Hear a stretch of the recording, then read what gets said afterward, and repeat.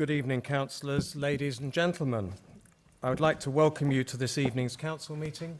My name is Councillor Robert Rigby and I am the Lord Mayor of Westminster. Before we start the formal proceedings this evening, I would like to take a moment to remember former councillor Nicholas Evans, who sadly passed away in January. Nick was a Tatchbrook Ward councillor from 2002 until 2014 and sat on a number of policy and scrutiny committees and the licensing committee in his time at the council. He was extremely committed to his ward and worked tirelessly for the local residents. His obituary read, "A perfect gentleman, he is remembered with great affection," a sentiment I think we all echo. Prior to becoming a councillor, Nick was a member of the Armed Forces, serving in the Prince of Wales' own regiment of Yorkshire. Please can I ask members to now stand to join me in a minute's silence to remember former councillor Evans.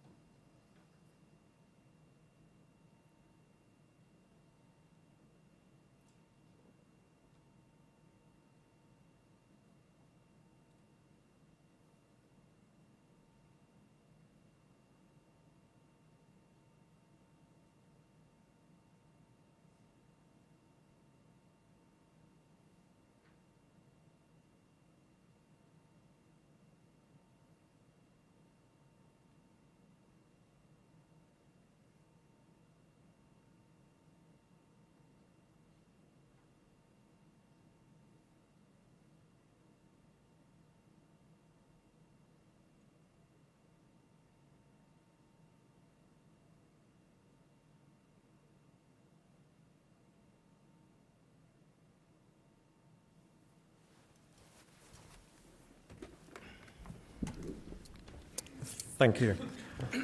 I would like to remind all members that we are live streaming this meeting and therefore microphones will be active when members are speaking and the cameras will be broadcasting until the meeting closes. A list of all the members who are present will be recorded in the minutes of the meeting. Agenda item 1, appointment of a relief chair.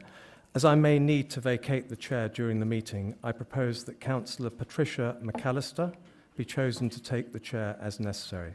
May I please have a seconder for my motion? Seconded. Councillor Ormsby has seconded my motion that Councillor McAllister chairs the meeting as necessary. Unless any member objects, the motion will have been deemed to have been agreed. If anyone has an objection, please say so now. Thank you. Councillor McAllister, please join me on the dais.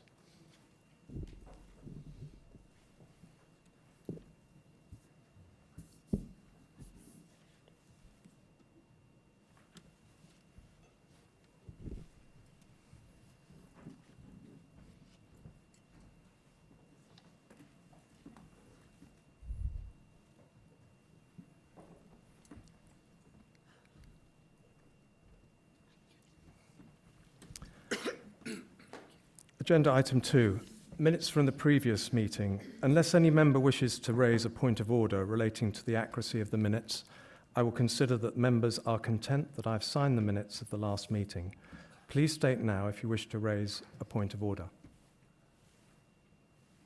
Thank you. The minutes are agreed. Agenda item 3, declarations of interest.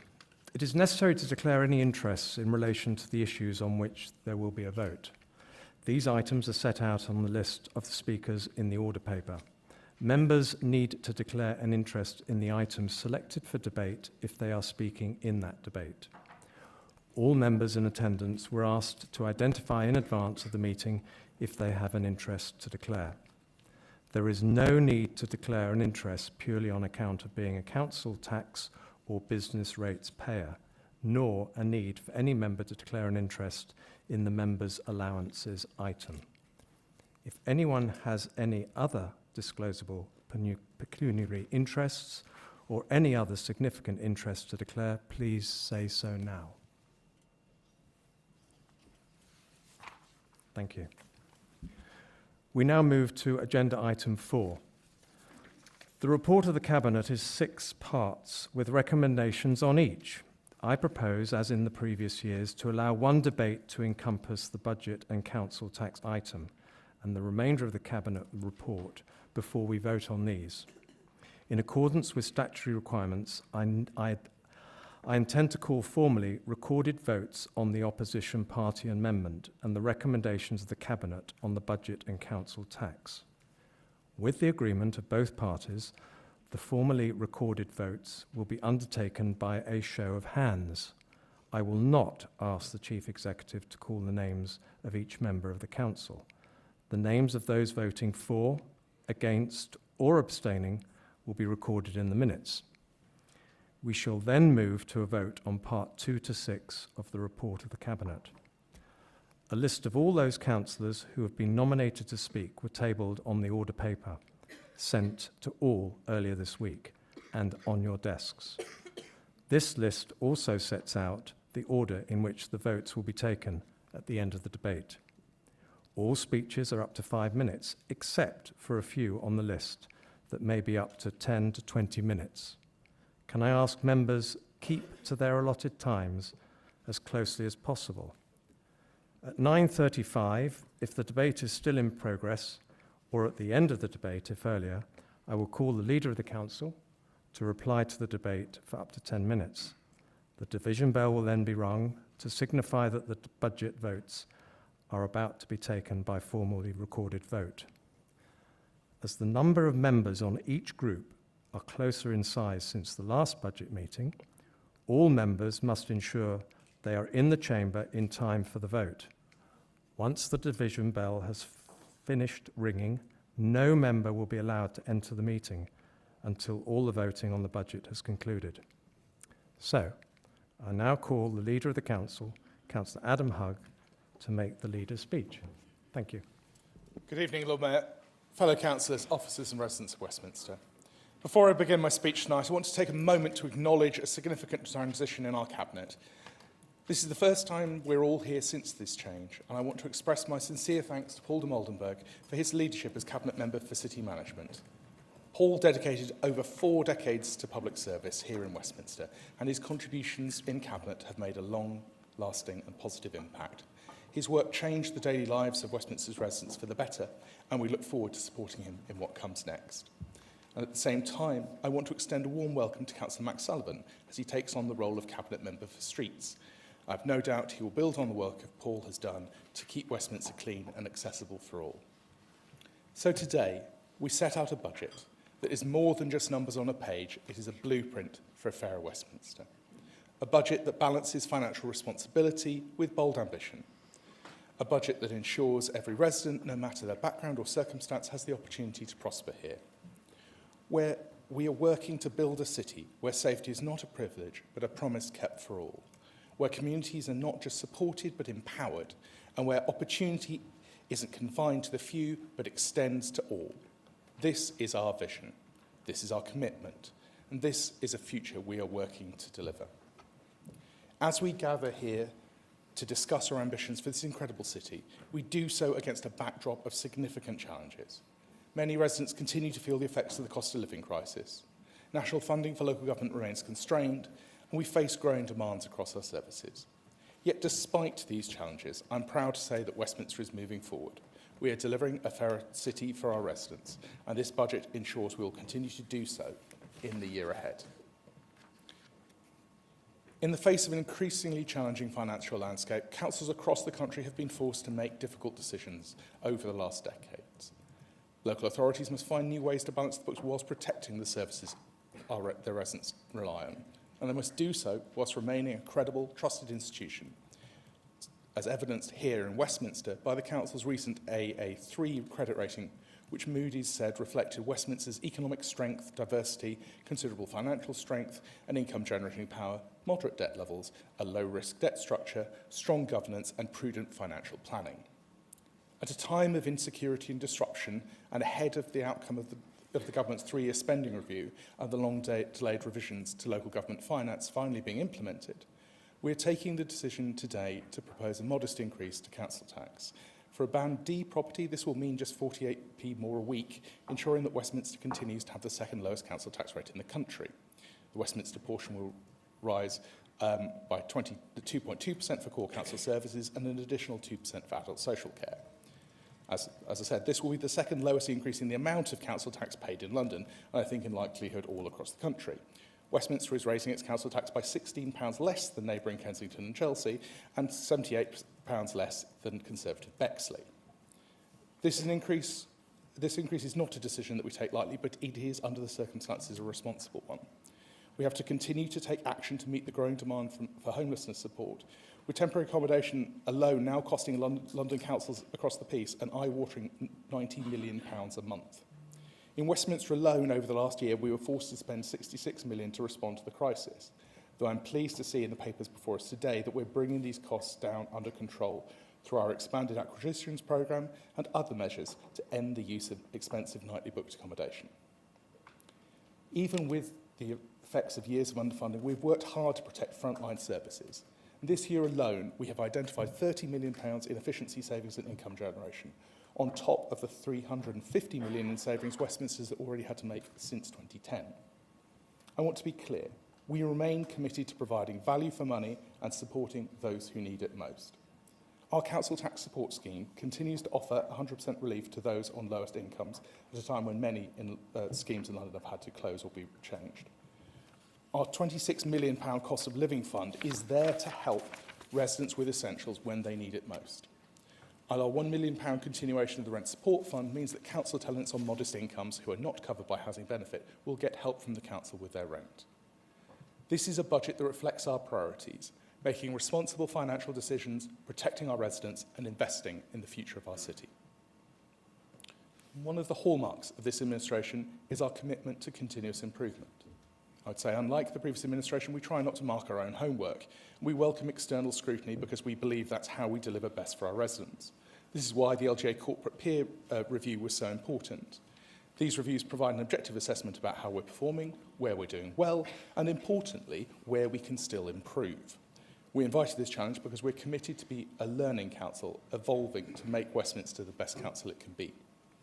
And the results of recent independent inspections are encouraging for Westminster. In children's services, we achieved an outstanding rating from Ofsted for the third time, one of only 2 councils nationwide to do so.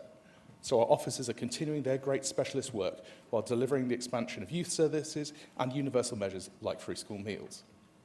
Our adult social care team received a good rating from the Care Quality Commission, reflecting the dedication and expertise of our staff in delivering high-quality care, the second highest in London. And in housing, the turnaround in performance as a result of the Housing Improvement Programme has been fully recognised by the housing regulator. The regulator was clear that our top grade was for the strength of our improvement, our strength of our plans, and the leadership of the work being done at the moment to turn the service around, not that every problem had been solved. So despite receiving a C1, we know there is much more to do to meet the standards we want for all of our residents, but we are, for the first time in a long time, moving in the right direction. Across the board, these results are in no small thanks to the hard work of dedicated officers who make our city run day in, day out, implementing our policies and meeting the aspirations of our residents. So I want to take this opportunity to thank them for their efforts. And we will continue to challenge ourselves and the council to ensure that Westminster is the best it can be, delivering for local people. Over the past year, we've made significant strides in delivering improved services and, as we promised, building a fairer Westminster. Our approach has been simple: focus on what matters most to our residents, take bold action where it's needed, and ensure that support reaches those most in need. So at a time when families are struggling, we have prioritised those measures to help with the cost of living. Since 2022, we've invested £26 million in targeted support, with an additional £1 million in this year's budget, funding food vouchers, holiday activities, specialist advice centres to help with debt and other matters. And last summer, we went even further to make permanent our approach to free school meals, ensuring that every child aged 3 to 14 in Westminster receives a free lunch, and ensuring that none of them go hungry. And we're getting to grip with some of the biggest challenges facing local government today: housing. Our new housing allocation scheme ensures that those facing multiple priorities are prioritised, while our homelessness and rough sleeping strategy focuses on prevention and early intervention, ensuring people get the support they need before they reach crisis point. And through the Westminster Housing Compact, we're bringing together key partners to work with us on tackling homelessness and improving conditions for renters. For too long, communities in Westminster have been underserved. We are changing that. By opening Tresham South, a new centre for children with special educational needs and disabilities, and Westminster's first accessible playground in Westbourne, we are making our city a more inclusive place for all. And soon, new community hubs at Ernest Harris House in Maida Vale and on Rampayne Street in Pimlico will be bringing community activities and essential services closer to residents, making it easier to access the support that they need. Westminster is a city of culture, creativity and opportunity. We're investing in our creative industries to ensure that remains the case. The North Paddington Creative Enterprise Zone, for example, will support local artists and businesses to grow, making Westminster a hub for creative talent. So we're delighted that Kindred Studios will be returning to Westminster to run the workspace at 300 Harrow Road. And our long-term ambitions for Westminster include clean air, sustainable energy and active travel. And this focus means Westminster has been recognised as the top-rated local authority in the country for climate action.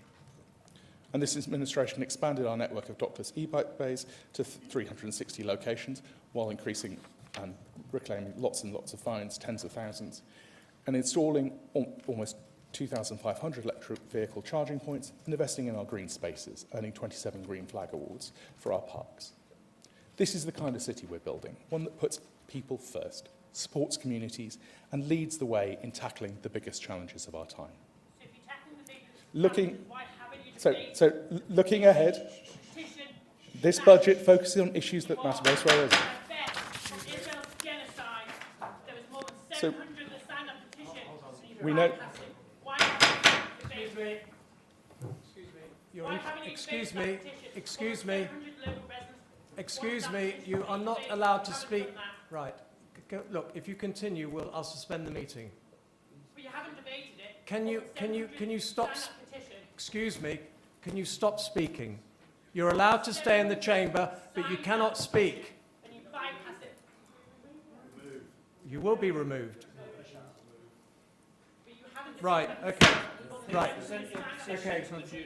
Can we get the security in? No. Right, thank you for that.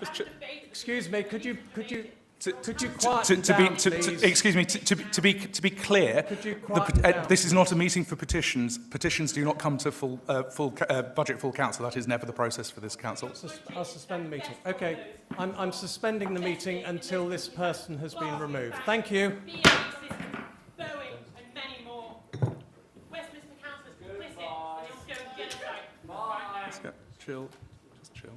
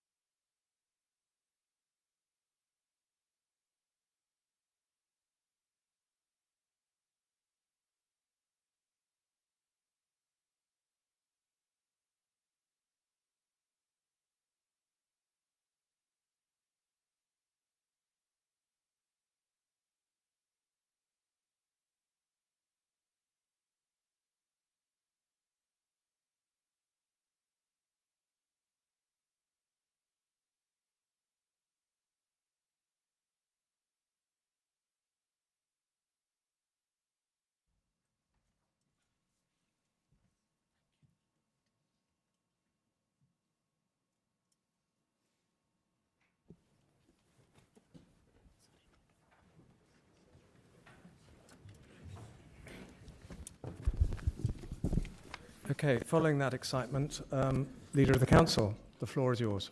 Thank you.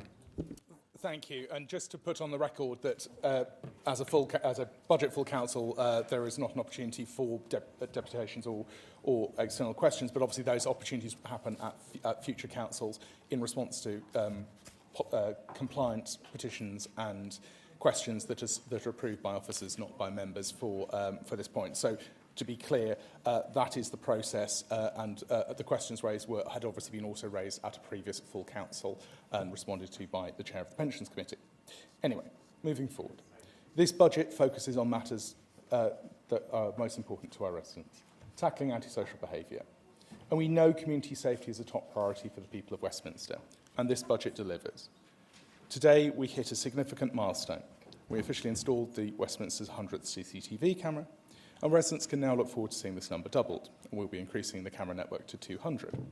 For the first time, 40 new cameras will focus on Soho and Leicester Square, tackling some of the crime in some of the busiest areas of our city, which will help as part of our upcoming Westminster After Dark work.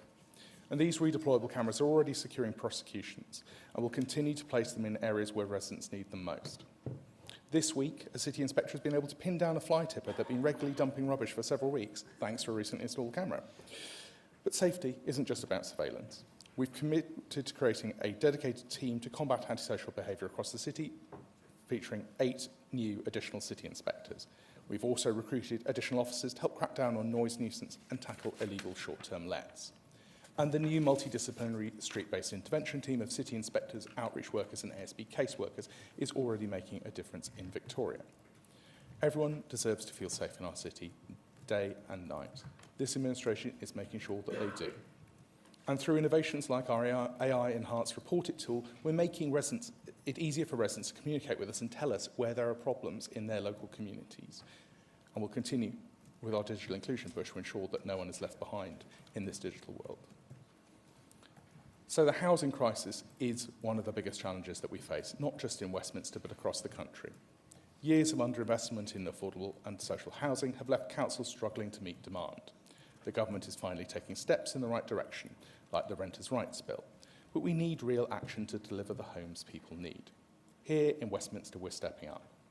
1 in 50 Londoners now lives in temporary accommodation, a crisis that demands immediate action, which is why we're committing a further £140 million to acquiring council-owned temporary accommodation over the next 2 years, reducing our reliance on expensive hotels and giving residents a more stable place to live while they wait for permanent council housing.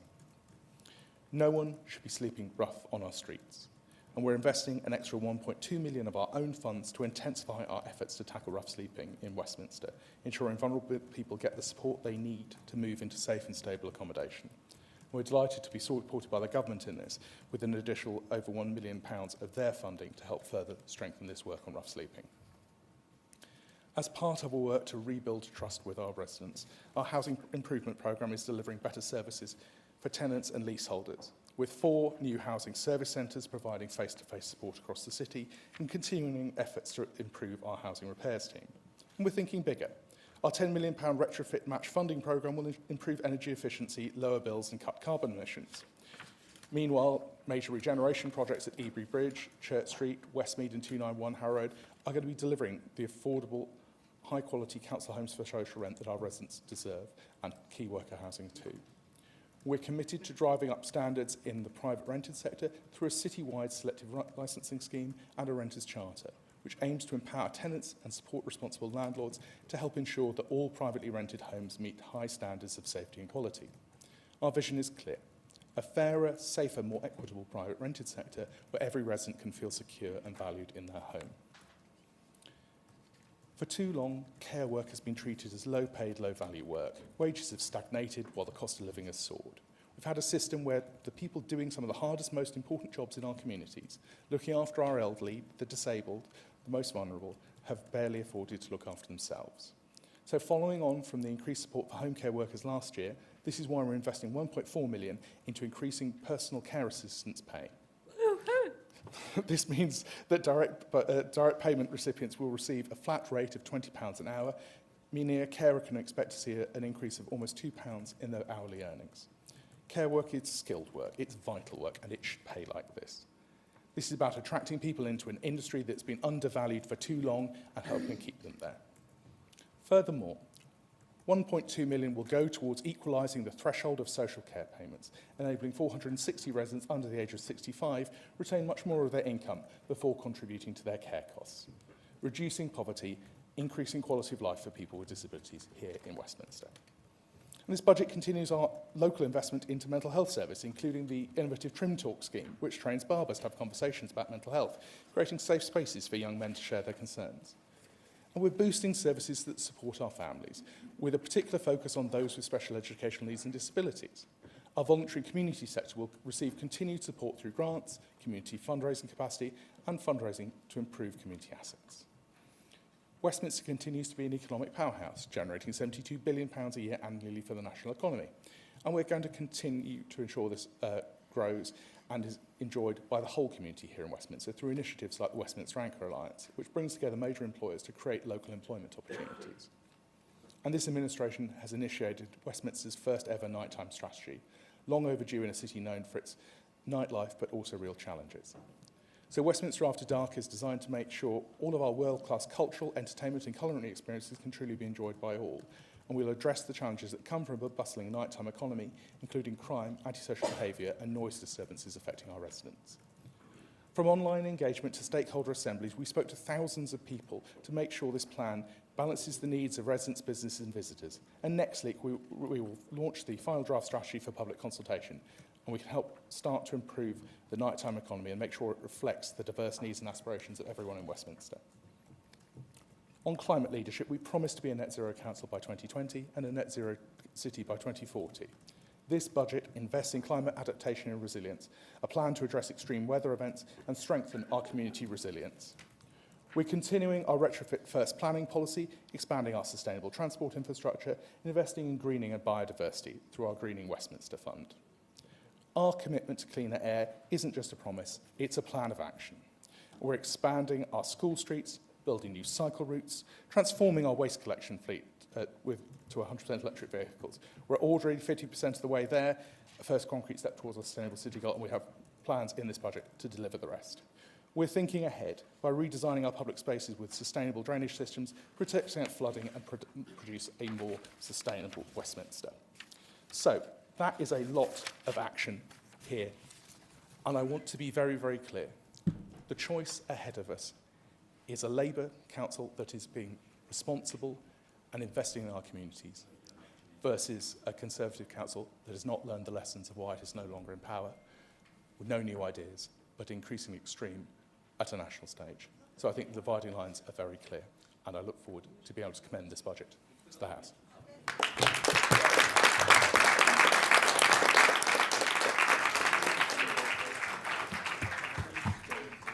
I now call Councillor Paul Swaddle to speak. Thank you, Lord Mayor. This has been a challenging week for all of us as we watch events internationally overshadow domestic politics. There is more that unites us than divides us, and global security must prevail to keep us safe at home.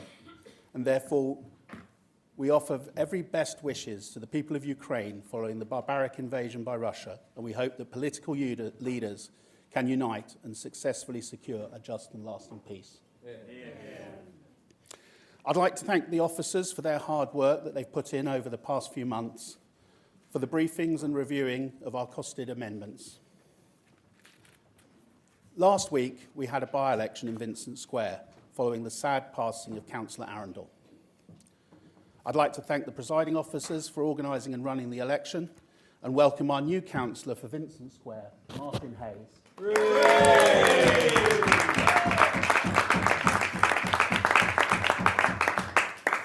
And happy birthday, Martin. What a way to celebrate. My colleagues and I look forward to seeing him have a positive impact for the residents of Vincent Square, working alongside councillors Harvey and Short.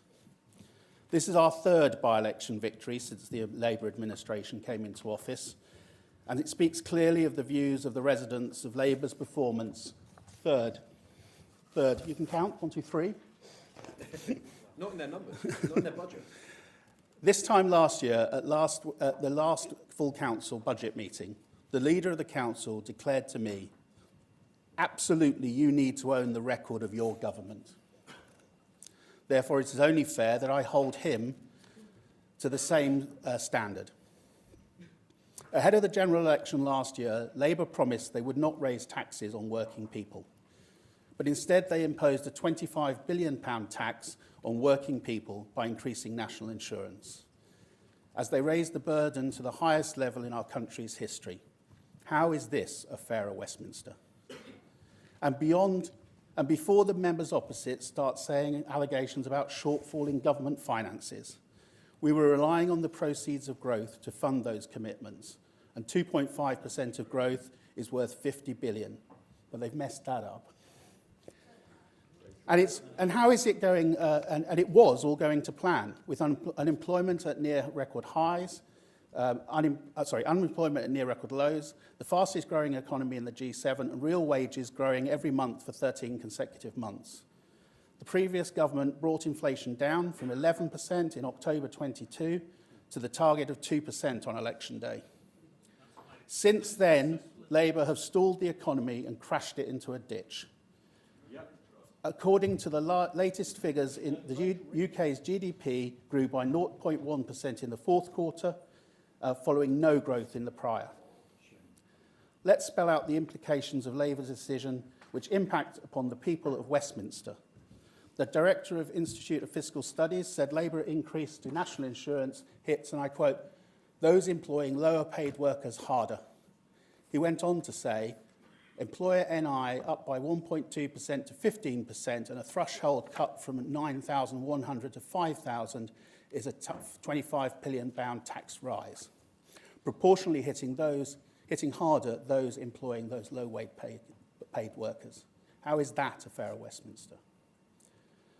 I've met and spoken with business leaders across Westminster. One, based in the West End, told me how, as a result of the decisions made by the Labour government, they were being forced to cut staff hours by 20% and are looking to Dubai and US for growth opportunities. It's not just consumer-orientated businesses that are affected. Unfortunately, Anchor Hanover, England's largest non-profit specialised housing and care provider, which runs Norton House on Arnaway Street here in Westminster, has been forced to raise its costs for residents thanks to the Chancellor's tax raid.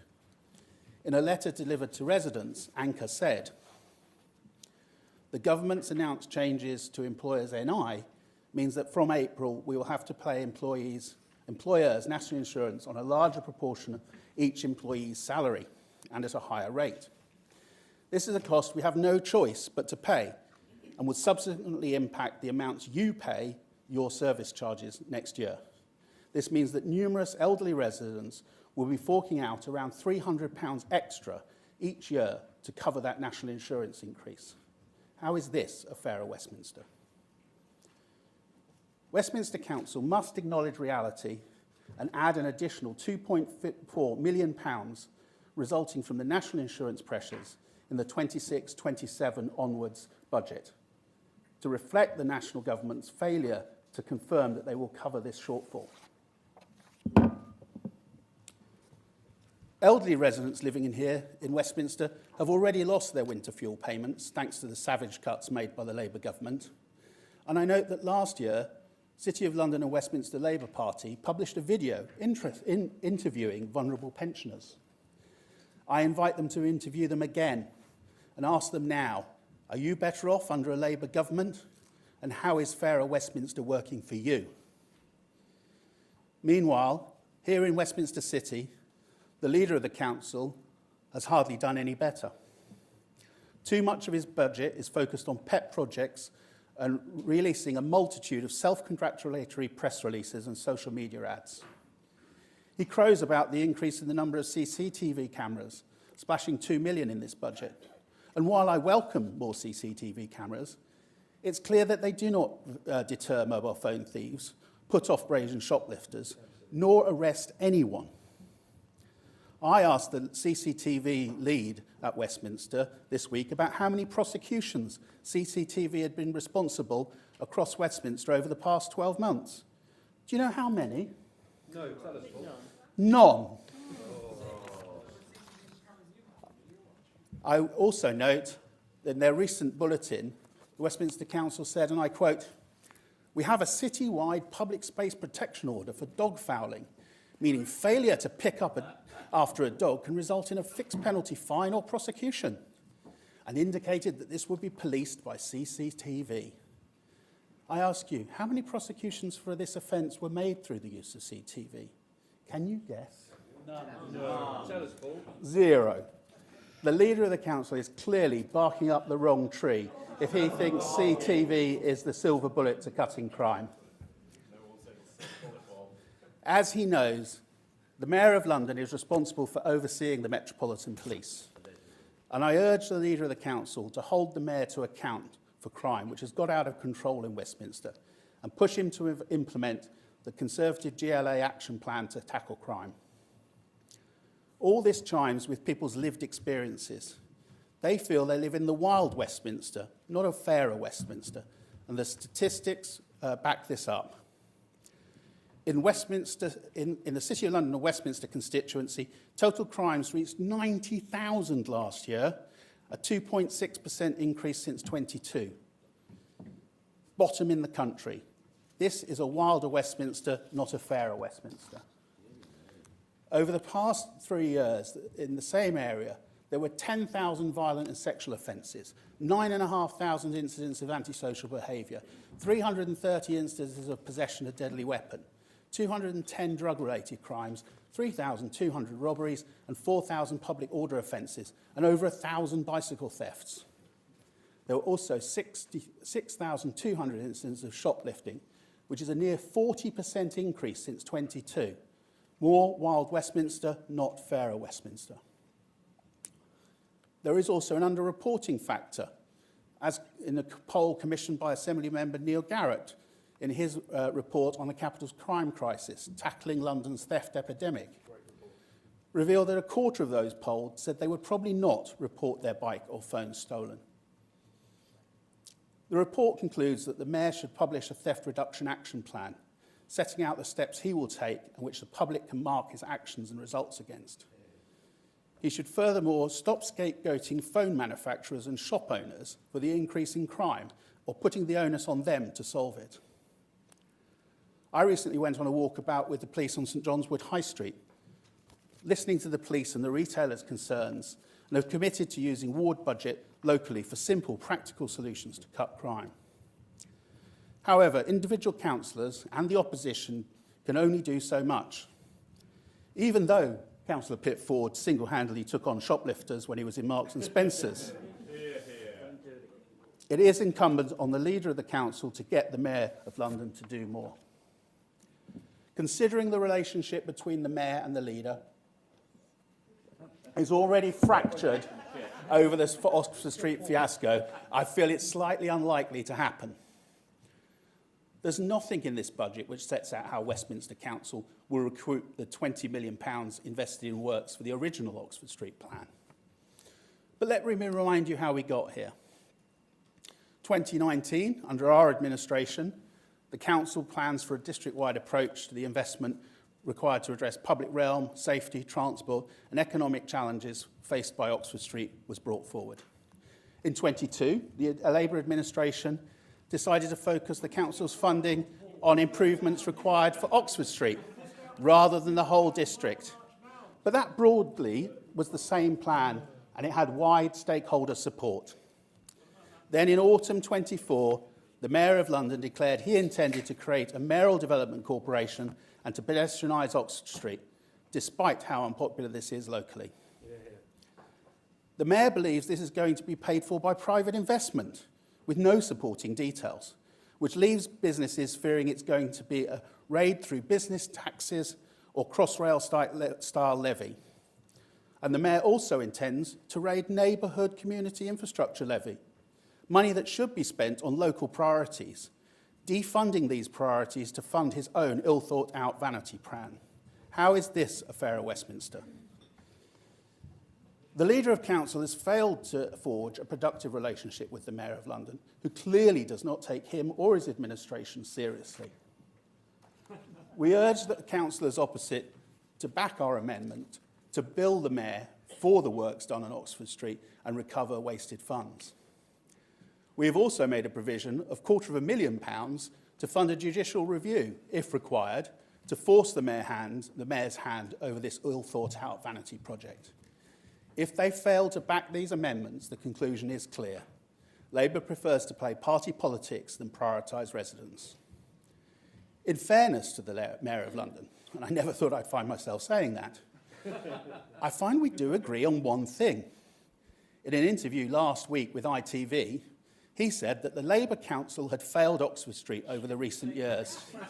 It seems he's right on this one. Looking beyond Oxford Street, in the 22 Labour manifesto, they promised to, and I quote, set up a financial review board of independent external experts to scrutinise the council's expenditure to help ensure council budgets are providing value for money. Alas, another broken promise by the Labour administration, who failed to set up this board to find cost savings. Perhaps it's understandable. It took Labour 58 years to win in a majority in Westminster, but it only took them 10 months to increase their salaries by 45%. Having launched their Fairer Westminster branding across the city, Westminster residents were soon asking, how is this a fairer Westminster? There are unfortunately various examples of funds being wasted on wokery and pet projects in Westminster. In the council's so-called community priority budget, as part of a 1.2 million round 3 packages, their providers are in receipt of a share of funds that are boasting they're offering free yoga sessions. Now, I must declare, my wife loves yoga, so I may get in trouble for it, but I must ask, is this really a pressing priority for Westminster? When the Labour leader fails to lead by example at the top, this trickles down. Ward budgets are there to fund local projects for the benefit of communities. Yet there have been instances where funds were instead passed on directly to individual residents. We do not believe ward budgets were intended to be used in this manner. This has sparked numerous complaints from residents about the transparency of process and favouritism about who receives funds. I've asked the Chief Executive Officer for an investigation into these incidents, but it is evident that even if they were within the letters of the rules, it has the possibility to do massive reputational damage to Westminster Council, and residents are asking, how is this a fairer Westminster? We invite everybody to back our amendment to instruct officers to rework the rules on the use of ward budgets to prevent this in the future. Westminster does not have to be run this way. We've offered several alternative amendments and urged the administration to support them. Labour's performance is down, but they're imposing a council tax increase of nearly 5%.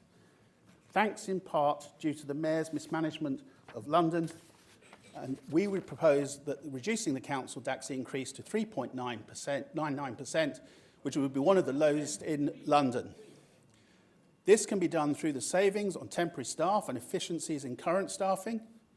And despite assurances from the Labour-led council, dockless bikes continue to run riot and block our streets and pavements across the city.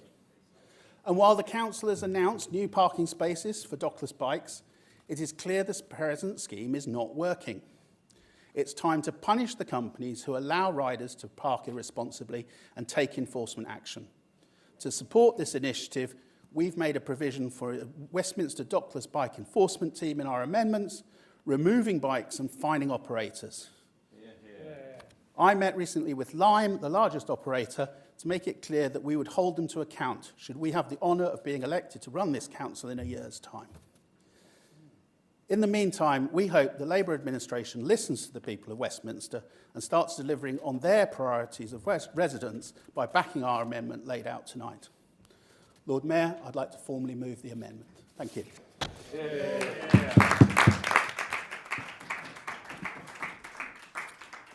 I now call Councillor David Boothroyd to speak. Thank you, Lord Mayor. I'm happy to agree with Councillor Swaddle in wishing victory to Ukraine. Sadly, not the rest of the speech. I rise to present the Budget and Financial Planning Report, and in doing so, thank all Cabinet colleagues and officers for their help in preparing together a balanced budget that improves services, makes progress towards fairer Westminster and keeps tax low. And in my team, I'd particularly like to thank everyone who's worked on it, but especially Gerald, Rickin and Lindsay. Thanks are also due to the members of the Budget Scrutiny Task Group and to Councillor Fisher as Chair for leading major changes to the budget scrutiny process over the past 3 years, which have been recognised as making it much better. This year's formal recommendations under the Local Government Act 2000 powers have helped Cabinet members develop their proposals. This is my third budget, also my third different shadow finance spokesperson responding. So I welcome Councillor Mendoza to the role and I wish him well for however long or short he occupies the post.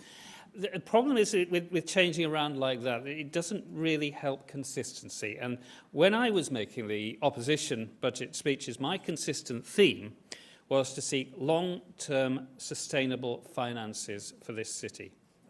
In office, I have done so, and in this budget, it has delivered value, efficiency and service improvements. This budget's headlines are a massive increase in the Council's ability to address noise complaints, tackle antisocial behaviour and prevent crime, helping prevent families become homeless and providing more help for people sleeping rough. We are able to meet the minimum income guarantee for people receiving social care and finally paying decent pay to home care assistants. We have been listening to many calls for CCTV. For instance, October 2023, Councillors Oteasoka and Sargent called for CCTV across the St John's Wood area to reduce the incidence of crime and antisocial behaviour. In April last year, Councillor Cunningham called for CCTV on Queensway. And Councillor Hayes, I welcome him, arrives here having stood for tackling crime by delivering more CCTV. But strangely, now that the Westminster Labour administration is expanding the CCTV network, Councillor Swaddle is telling us that CCTV is doing no good. It's just a pet project of the leader, apparently. Obviously, it is first in line for cuts if he has to make any. So is he seriously saying that after listening to all those, he'd have set up a CCTV network, a big CCTV network covering the whole city, set up the monitoring of the cameras, and then just closed it down because he had to make cuts? Who would be so stupid as to do something like that? It was you in 2016. Yes, well done. Instead, we're not going to waste any money. With this budget, we are going to continue our long-term plan. And this year's investments are on top of continuing all the big investments made in previous years. The free school meals for children aged 3 to 14, enhanced street cleaning, tackling the climate and ecological crisis and opening up community hubs. All of them investments that will deliver a fairer Westminster. We can make these investments because we have also delivered efficiency.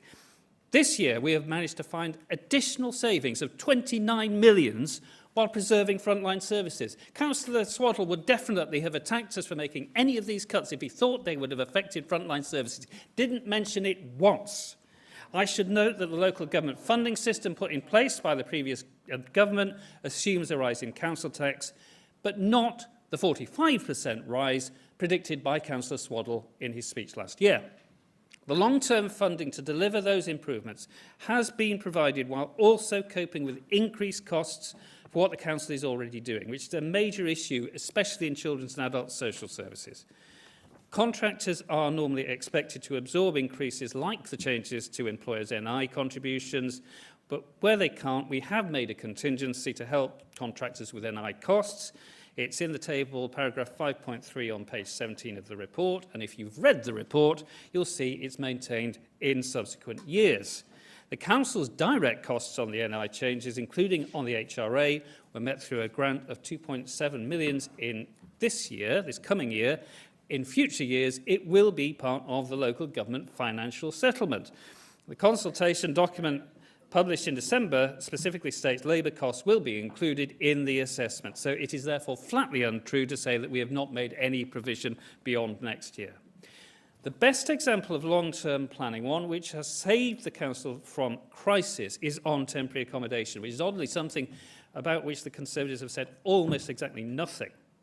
A service that typically costs around 15 million a year, suddenly, and for no reason under the council's control, saw demand massively increasing, just as the usual way we met that demand dried up, such that the net cost went north of 65 millions.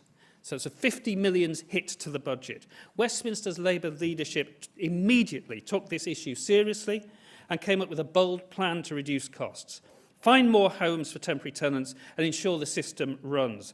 Although TA is still causing us serious difficulty, we can maintain our fairer Westminster investments, and there are now signs that we have turned the corner on the TA crisis. That we have handled this 50 millions budget hit while improving services shows how resilient Labour Westminster's finances are. And it's been recognised. Tony Travers has pointed out that the credit rating awarded to this council is higher than some major national economies. It's better than Kuwait, Japan and China.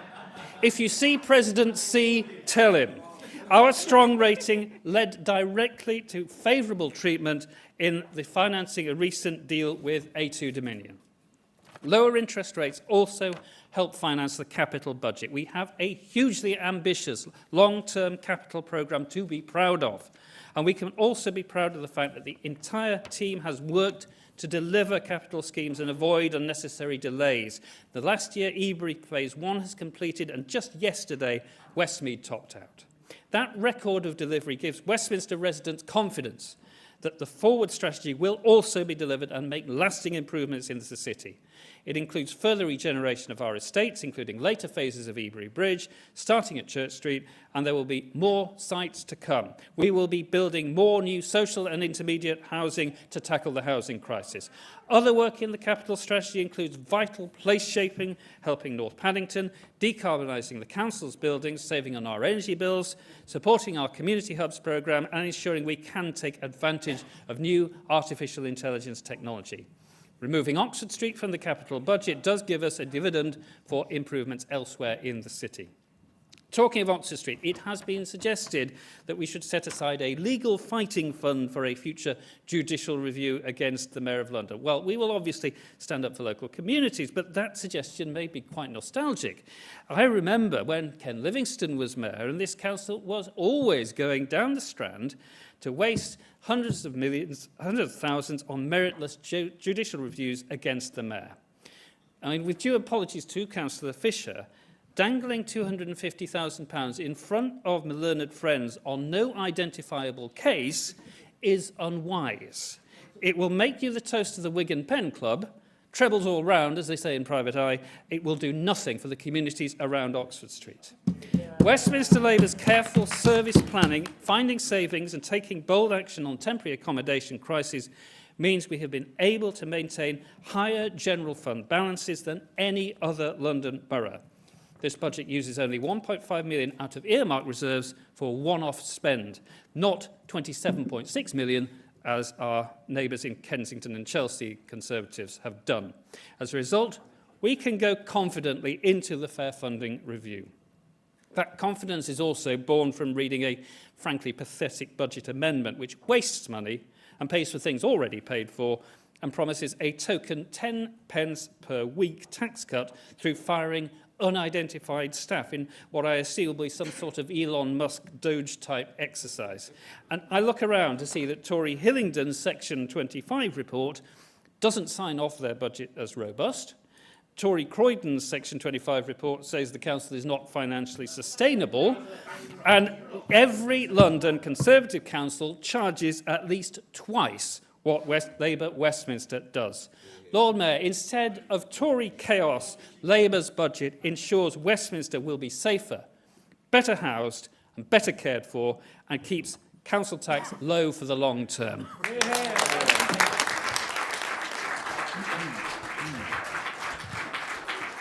I now call upon Councillor Alan Mendoza to speak. Thank you. Thank you, Lord Mayor. And of course, we also thank officers who helped with our research for this evening. Now, we gather tonight to consider a budget that Councillor Boothroyd is already claiming to be a blockbuster. But in reality, it's more like a disastrous West End production. There's plenty of spotlight and special effects from the administration, but when the curtain rises, it turns out to be all show and no substance. And unfortunately, the audience, our residents, are stuck paying the price of admission for this expensive flop of a performance. Let's pull back the velvet curtain and examine the facts. This council's finances are in a perilous state, and it's entirely self-inflicted by Labour's mismanagement. They may try to dazzle us with optimistic slogans like fairer Westminster and glossy press releases. They love a glossy press release. But the numbers tell a far grimmer story. I'll start with a single number, 4.99. That is a percentage by which Labour plans to raise Westminster's council tax.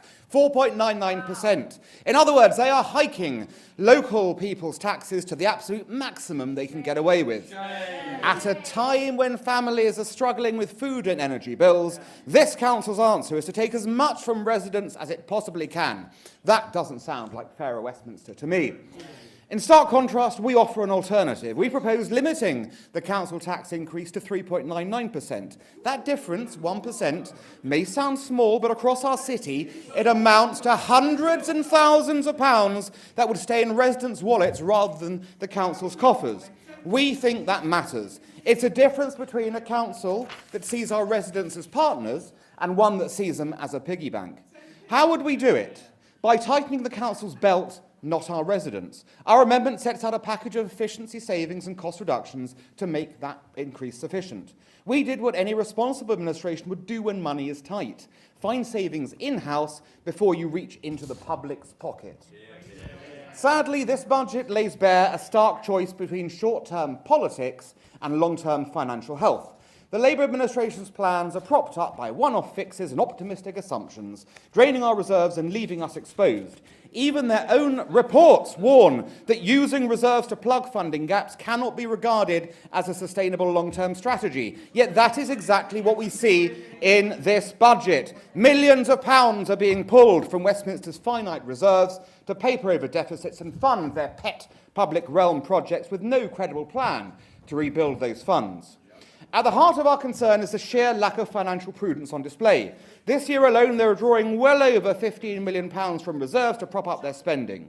The implication is simple. The vault is being smashed open to fund ongoing expenses. Once that money is gone, it's gone. And there's no plan for what happens when the bills come due next year.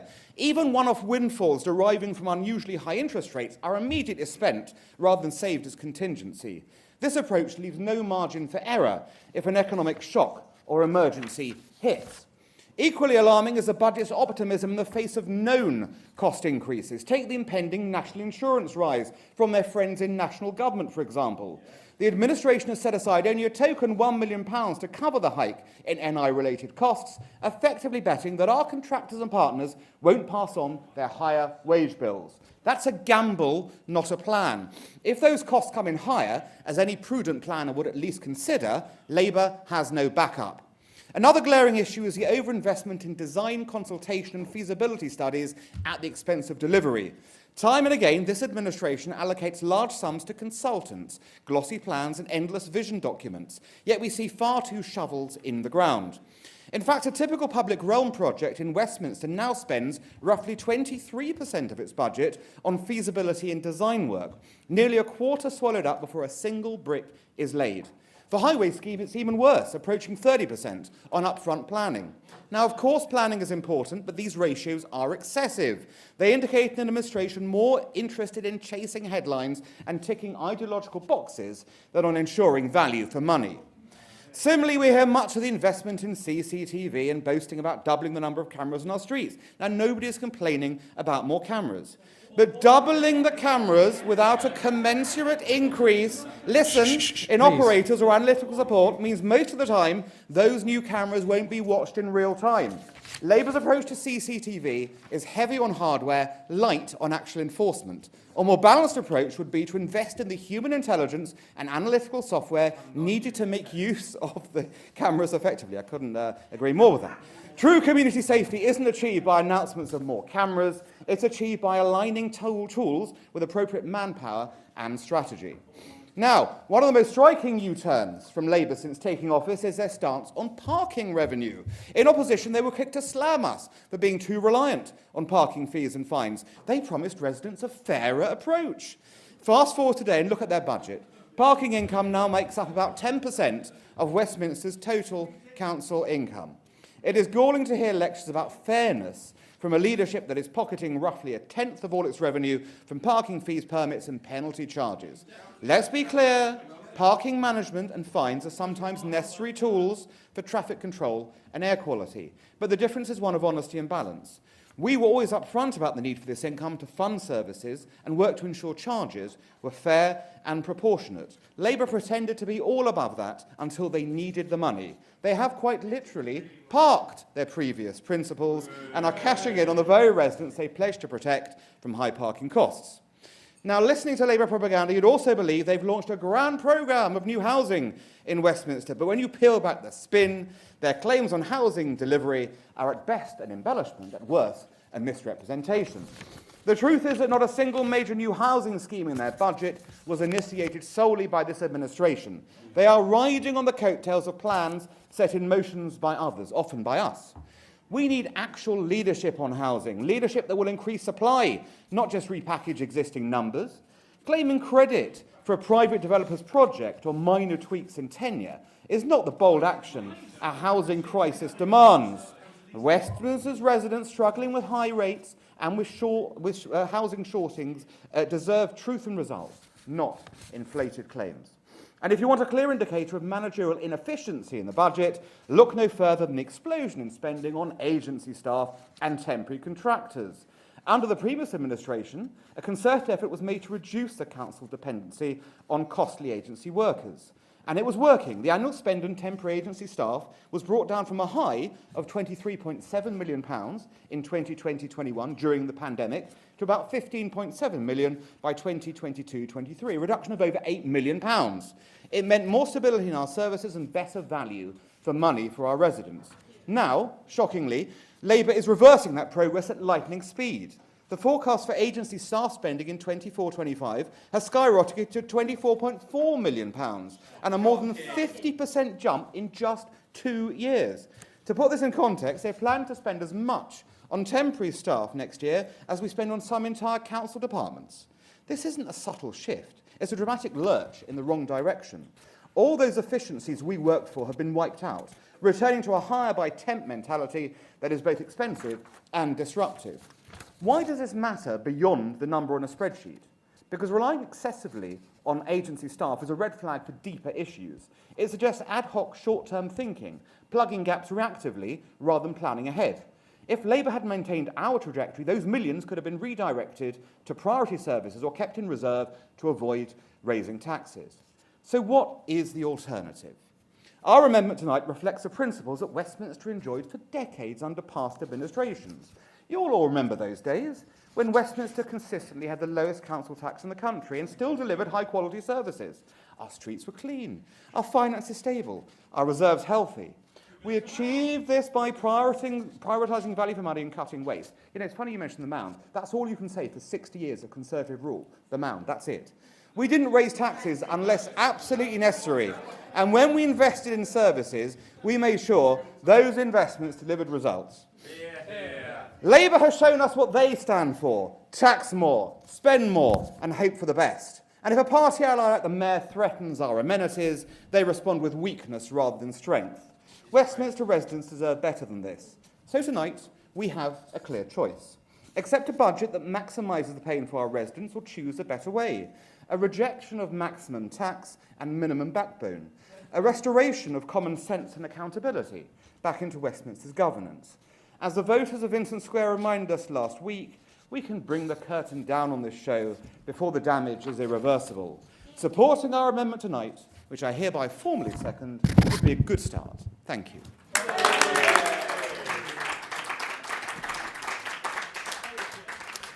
I now call on Councillor Jeff Barraclough. Thank you.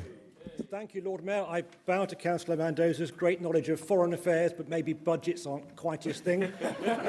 Would you like to hear what Councillor Mendoza said about the Liz Truss budget in 2022? Yes, please. Yes, please. He tweeted, Kwasi Kwarteng has just delivered the best and boldest Chancellor's speech of my adult lifetime. Simply brilliant, he says, as the economy crashed around him. So let's come back next year and see what happens. Look, I'm going to talk about the Fairer Economy Plan, and I'm delighted our robust management of the Council's finances means we can continue to invest in keeping the West End humming as an engine of economic growth for London and the UK, in supporting small businesses, especially in the context of our local high streets, and most importantly, ensuring our residents have the confidence, skills and connections they need to get the great jobs on their doorstep. Lord Mayor, we should stop talking the country down. Central London is back. Footfall and spending is strong. Demand for quality offices off the scale. Theatres are full. New brands opening every day. And I'm pleased this council has played its part in London's recovery. We cracked down on the candy stores, invested in the Meanwhile programme to activate vacant units, and worked hard with the business improvement districts, including the Oxford Street programme with NWEC. Look, we don't think pedestrianisation is the right solution. Even if we did, we don't think an MDC is the right way of delivering it. But we are not the decision makers here. The Mayor is in charge, as ordained by Parliament under Eric Pickle's Localism Act of 2011. And the public expect us to act like grown-ups. We got stuck into the negotiations, did not flounce out, sometimes quite robust negotiations. You don't want to see the leader when he's angry. Really scary when the leader gets angry. You think he's a mild-mannered chap, but when he gets going... We haven't got everything we wanted, nobody ever does, but we've made genuine progress in safeguarding our residents and businesses, notably in Fitzrovia and Soho. And because the Mayor is now paying for Oxford Street, this returns £70 million to our capital budget. You might call it the Oxford Street dividend. Yeah. Extra money for public realm schemes at Warwick Avenue and Paddington Green, including a new accessible children's playground. Extra money for flood prevention, including sustainable urban drainage to slow the flow of water into the sewers. You can see the first ones at Shepherd Market and Maida Hill. Extra money for CCTV. Now, Councillor Swaddle thinks these don't deter crime. Maybe that's why the Conservatives turned them off in 2016. We don't agree, nor do our residents, and I'm proud we brought them back. And extra money for Regent Street, where we're working with the Crown Estates on plans to rejuvenate a shopping street even more iconic than Oxford Street. So, turning to small businesses, we're backing our traders with affordable workspace. Church Street Triangle is open. Harrow Road and Lisson Arches follow later this year, linked to the North Paddington Creative Enterprise Zone, anchored by Hans Zimmer's new music production studios in Maida Vale. It's almost like it was joined up. And we're backing our traders with shopfront improvement grants. You can see the scaffolding up on 11 stores on Harrow Road today, more to come on Edgware Road and Praed Street. And we're backing our traders with training in visual merchandising and business resilience too. Better shops improve the health of the high street, stimulate extra investment from the private sector, and give our residents a better service. And in this budget, we're backing Paddington and Bayswater with new public art and place plans for Praed Street and Queensway as part of our £10 million high street funds. We're learning all the time. I want to get the model right before going big, but look out for a major expansion of these initiatives to the rest of the city in next year's budget.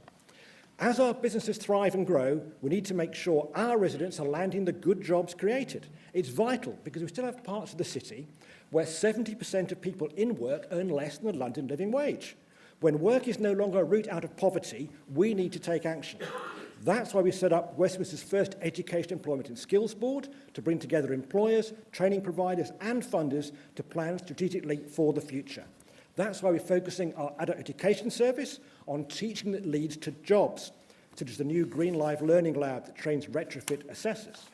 That's why we hosted a job fair for IKEA at City Hall, where they made 150 job offers to local residents to work at their new store at Oxford Circus, all at the London living wage. Lord Mayor, a thriving West End, delivering economic growth for the nation, dynamic high streets, delivering great services for local people, skills and training for our residents, delivering good jobs and satisfying careers. That is a fairer Westminster, that is a Labour Westminster. Yeah.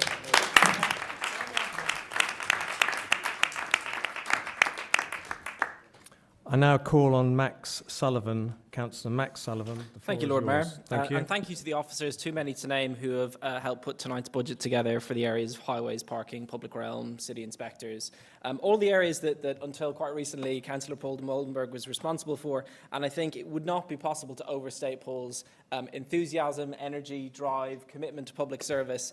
But I think the greatest compliment that I could possibly pay to Paul is to steal his motto, which is, "We get things done." So to the budget. This is a budget that protects our bin collections, around 1 million of those each week. This is a budget that protects street sweeping. 1,250 kilometres are cleaned every day. This is a budget that protects jet washing of our high streets, which happens 4 times a year now. It happened once per year under the Conservative administration. This is a budget, very woke, I would say. This is a budget that protects our rapid response times to graffiti cleaning. We clean offensive graffiti within 12 hours and all else within 3 days. And it's a budget that will continue to transform our streets to be more accessible and offer more transport choice, including safer walking, safer cycling, and more reliable public transport. This budget will see more of our waste fleet converted to small and large zero-emission vehicles. This budget will help us to deliver 50 new school streets, making drop-off and pick-up safer for children in Westminster. This budget will enable a new last-mile delivery hub by foot and cycle, which will reduce van traffic in the West End and beyond. And this budget will see us complete the delivery of 12 kilometres of new or upgraded cycle lanes across the city. This budget will continue our rollout of cycle hangars, which by the end of this month will provide 1,800 secure parking spaces for residents.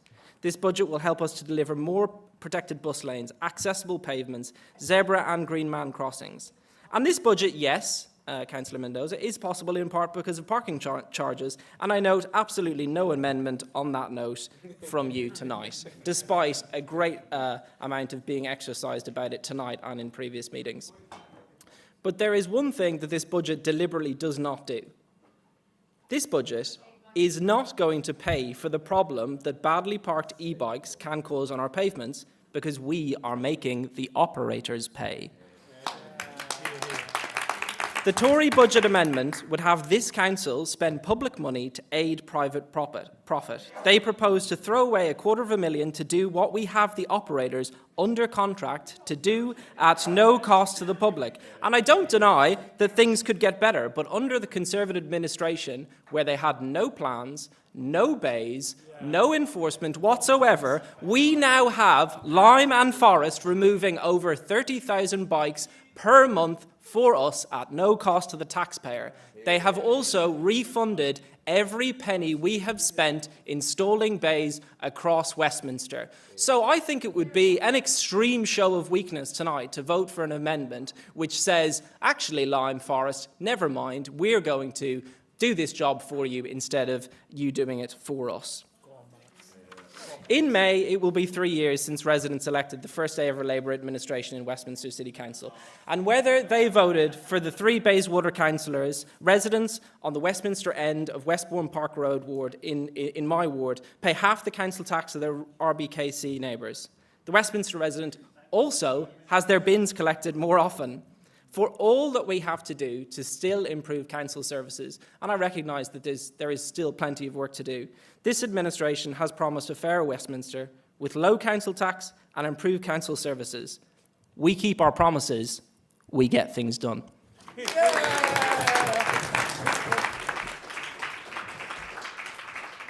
I now call on Councillor Ed Pitt-Ford. Thank you. Thank you, Lord Mayor. May I start by congratulating Councillor Barraclough for saving the life of a man in my ward on Thursday by administering CPR whilst I found a defibrillator. Due to the councillor's quick actions, the paramedics were able to restart the man's heart.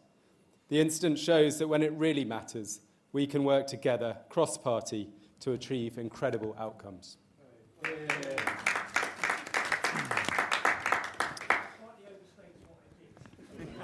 So in the spirit of collaboration, I'd like to highlight some areas where we could be doing better for the people we serve.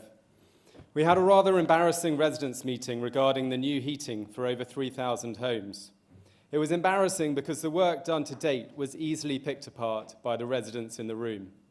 The consultants, whom this administration have spent £700,000 on, equivalent to a 1% rise in council tax, have done a substandard job.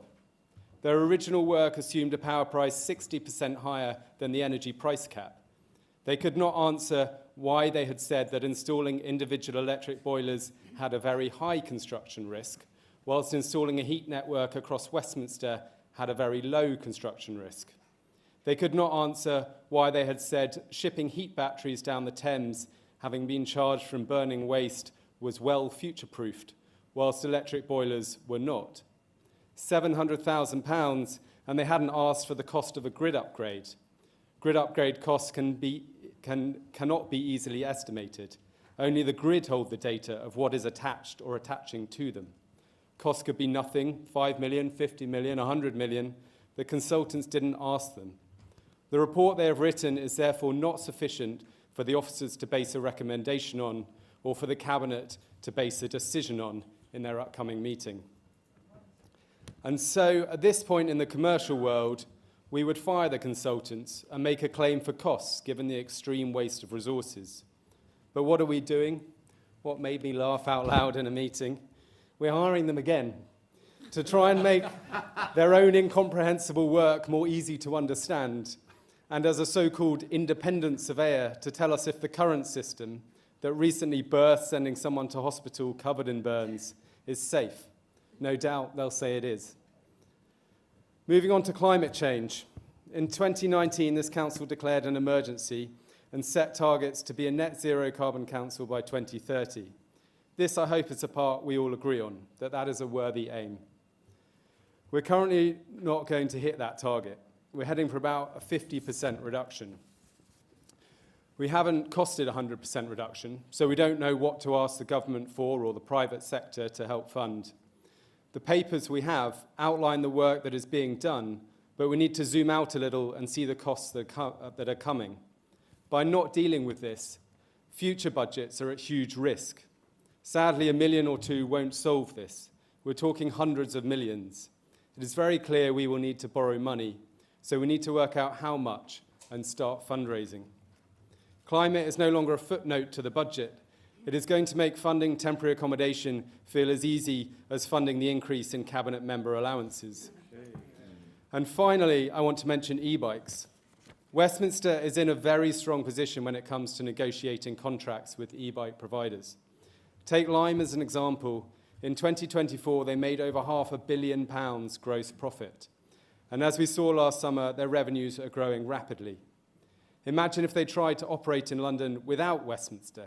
Their business model simply wouldn't work. I note that the papers described the current situation as cost neutral. However, when that includes £100,000 of grant money from TfL, then it may be cost neutral to the council, but it's not cost neutral to the taxpayer, as Councillor Sullivan would have you believe. We should make sure that the operator companies are paying for proper enforcement, which includes enforcement against themselves and not just their rogue customers. For example, enforcement against operators stacking bikes in resident parking bays. We should also make sure that we are getting a fair share of the profit, considering that we provide the land on which they operate. That way, there will be some benefit to the residents of Westminster when we have to sacrifice valuable street space to this mode of transport. Thank you, Lord Mayor.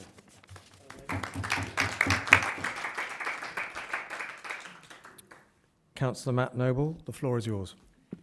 Thank you, Lord Mayor. As the Cabinet Member for Regeneration and Renters, I've been doing everything within my power to make Westminster a better, more affordable place to live. And I'm pleased to say that the drive to change the dial for all tenants and build a fairer Westminster is reflected in tonight's excellent budget. This budget lays the foundations for the work we're doing to support private renters and the next phase of our ambitious regeneration plans. And I'd like to thank Councillor Mendoza for reminding me of the state of the regeneration programme that we inherited back in May 2022. It was in the very first days in the job back then that we undertook a review of every single regeneration and infill programme to ensure the council was delivering as many truly affordable homes as possible. And it wasn't, and more than minor tweaks were needed to fix this. Take, for example, the Ebury Bridge scheme, where the previous administration had planned for just 41 new social homes at a time when Can we talk later? I'm trying to give a speech right now. So, where the previous administration had planned for 41 new social homes at a time when social housing waiting lists were soaring, and by reviewing the project... We've got it on camera. That's a Freudian smash.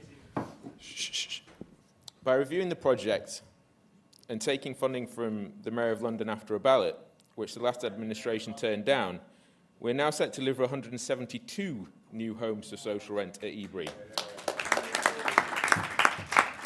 Councillor Mendoza, that's hardly repackaging.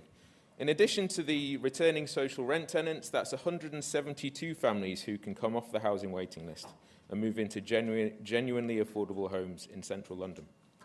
And now we can see the fruits of our labour with the opening of Ebury Phase 1 at the end of last year, the single largest delivery of new council housing in South Westminster for 50 years. I think you might have missed the numbers that I was just giving you back then. We changed 41 new social rent homes to 172, and you're patting yourselves on the back about that. We also recently opened. I don't think you're down to talk tonight, Rachel. I'm sorry. We also recently opened a new fully affordable development at Luxborough Street, where we took the proportion of social rent homes from 0% to 50%. And at Darwin House Phase 2, we're delivering 10 new social rent units that weren't part of the previous administration's plans, on top of the 33 affordable supported homes that we opened last month. Over these three schemes, we've delivered 273 new homes in the last year, 163 for social rent and 100 for key workers paying a London living rent. And with enabling works at Ebury Phase 2 and Church Street Site A underway, and more in the pipeline, we'll be opening many more council homes that wouldn't have existed under our predecessors.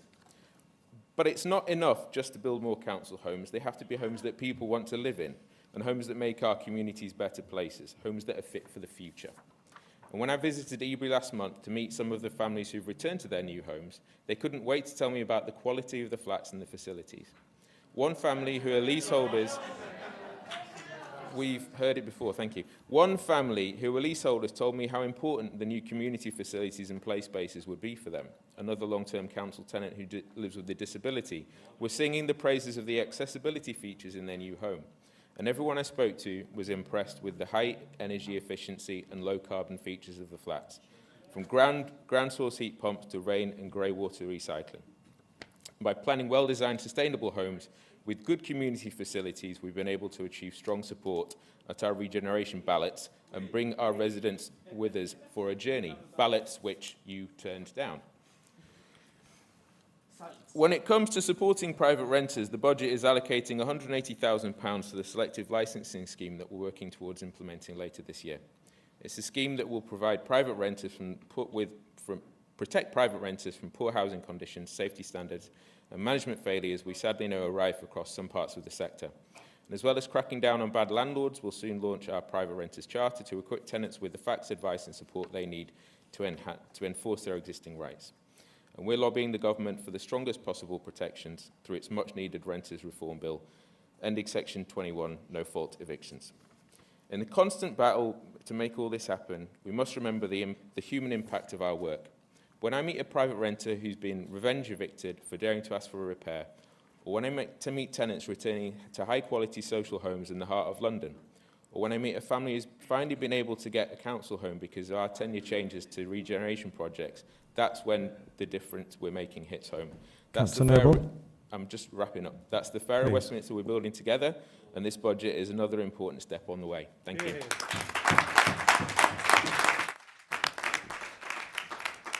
Can I call on Councillor Lisa Begum? Thank you, Lord Mayor. I am proud to be speaking to you just 1 week after Westminster Council's housing services were awarded the highest possible rating by the Social Housing Regulator. The first thing to say is that, of course, more needs to be done to improve our housing services. Westminster Council is my landlord, and I know firsthand that we don't get everything right all the time. But being the first London council to achieve a C1 rating is evidence of the undeniable progress this administration has made since we came to power in 2022. As the regulator themselves said, the council now learns lessons when problems come up and puts in place plans to prevent them happening again, including by tackling their root causes. This is an important achievement which shows what can happen when you listen to and work with residents to improve things. And as this budget shows, we're doing that across the board. Thank you to everyone who contributed to the inspection process and worked hard to make this result possible, from our brilliant housing officers to the leadership team led by Sarah Warman. Tonight, I want to explain a bit about both, how we achieved this and how we're building on it. What makes me most proud about the inspection result is that the regulator credited its high rating to many of the initiatives we put in place through our housing improvement programme. Their inspection judgment praises our repairs improvement plan, singling out our new multidisciplinary customer advocacy team, which supports vulnerable people with complex cases. They point out that our complaints improvement plan has led to better tenant satisfaction, and I quote, a clear reduction in a previous backlog of complaints and quicker response times. They highlight the meaningful opportunities we now give residents to make their voices heard and the service enhancements we've been able to make by being responsive to this feedback, including around the fairer, more transparent housing allocation scheme, which I have launched this month. This has only been possible because we set up the Residents Panel, a new residents forum, task and finish groups, the Housing Compact with other social providers, all to improve Westminster's housing. It's only been possible because we brought these services closer to our communities by reopening housing service centres in Queen's Park, Pimlico, Bayswater, and now Soho. The truth is that none of this progress would have been possible under the last administration. I can reassure everyone listening, our work to improve our housing services doesn't stop there. This budget includes additional investment for safety works in our council homes, and we are extending the £1 million rent support fund for another year. We're continuing to work closely with residents to find the best possible solutions to problems, whether that's by setting up a new leaseholders task and finish group or by consulting meaningfully on options for major works like the PDHU. And finally, we'll soon be launching our homelessness and rough sleeping strategy. The strategy has been developed in partnership with those who have lived experience, and it puts a much-needed emphasis on prevention and early intervention. It's a strategy that builds on the work we have already done to provide housing and support to all those facing homelessness through more beds, improved services, and better prevention. It's a strategy supported by our temporary accommodation acquisitions, which get a £140 million boost in this budget to provide good quality homes to those in need. It's a strategy backed by this budget's extra funding for helping rough sleepers off the street and nearly £1 million to support the ongoing work of our Changing Futures team. That's our plan to keep transforming how we support Westminster residents with housing. Achieving the highest possible social housing inspection rating doesn't mean everything is fine. It doesn't mean that there isn't a lot more to do. What it means is that our plan is working. Amidst huge financial pressure on councils, amidst an unprecedented housing crisis in London, and amidst a difficult economic situation for our country, we are delivering big improvements to Westminster's housing services and ensuring that everyone can have a roof over their head. And by continuing to put the voices and needs of residents first, we will build on this progress and build a fairer Westminster, where a safe, secure, well-maintained home is a right, not a privilege. Thank you. Councillor Lorraine Dean, thank you. Hang on. Councillor Begum, thank you.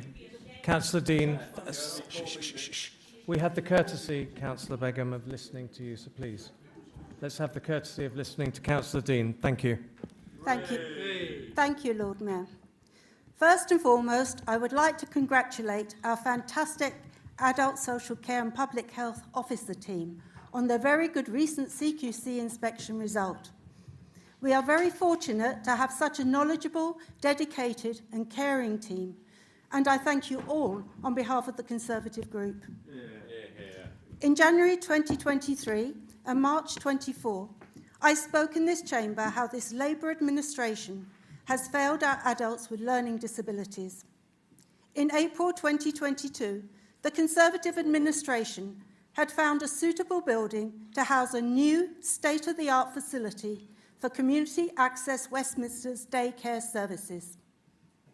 Architectural plans were produced for a building in Lylestone Street, providing a large sensory room, 3 multimedia rooms for extended use of communication aids such as eye gaze, 2 accessible kitchens to teach life skills, and a large physiotherapy room with ceiling hoists and room for specialised treatments.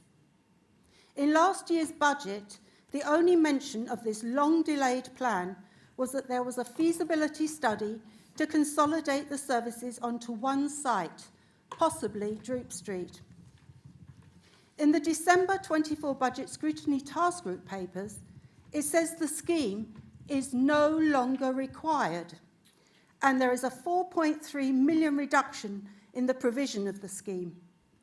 I cannot find any mention of a new daycare centre in the foreseeable future. Meanwhile, the provision at Droop Street, where the service will continue, is not fit for purpose. There is poor accessibility upstairs for wheelchair users and those that are less mobile. There are cracks in the walls and the building is being monitored for subsidence. It gets very hot in the summer as only a few rooms have air conditioning, yet during the winter the heating regularly fails. The garden area is often used overnight by intruders and sometimes needles are found. The kitchen is inaccessible to many service users. The building is in the far northwest of Westminster, on the border with Brent. This makes for an inappropriately long journey for vulnerable residents from areas in the south of the borough, such as Pimlico. Meanwhile, community hubs have been allocated a budget of 10 million over the years 24 to 27. These hubs are just a duplication of many of the services that we already provide. We have world-renowned family hubs, and the new Queen's Park Family Hub will at long last be built in 26-27. Long overdue, but very welcome nonetheless. We also have children's centres, community centres such as the Beethoven and Abbey Centre, youth clubs, 12 well-used libraries and 7 sports centres. Why can't we divert this wasted money into a much-needed daycare centre for adults with learning disabilities? In Appendix 4, a list of new savings, there is at reference 111, a review of spot contracting and enhancing in-house day provisions for adults with learning disabilities. Adult Social Care have said they can save £100,000 per year by bringing back 6 service users in-house to Droop Street Lisson Grove provision. £1.7 million is spent per year on outside commission daycare services. If Labour had followed through with my vision of a state-of-the-art facility, they could have brought 60 service users back in-house, saving £1 million per year. But no, let's waste money instead on an untested duplication of services in the Community Hub scheme. As I've said before, Labour like to talk the talk about a fairer Westminster, but yet again, they are not being fair to our adults with learning disabilities. You don't get things done.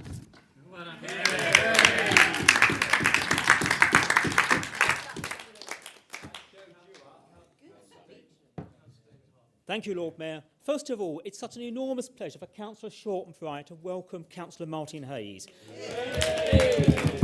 If anyone is embedded in South Westminster, it's him. Now, I do want to congratulate every officer and everyone who was involved in securing our city's social housing C1 status. But under the old Audit Commission and in comparative data elsewhere afterwards, we always did better as Westminster, whether you were running it or we were running it. But I agree, it's not good enough. All of London housing has to do better. It's no good us making Facebook-curated speeches when the residents out there think rather differently. Now, you may celebrate C1, but let's look at C1. C1 is basic. It's a basic pass. And we have to be honest about that. There are no extraordinaries given, no exceptions, no goods. It's a pass.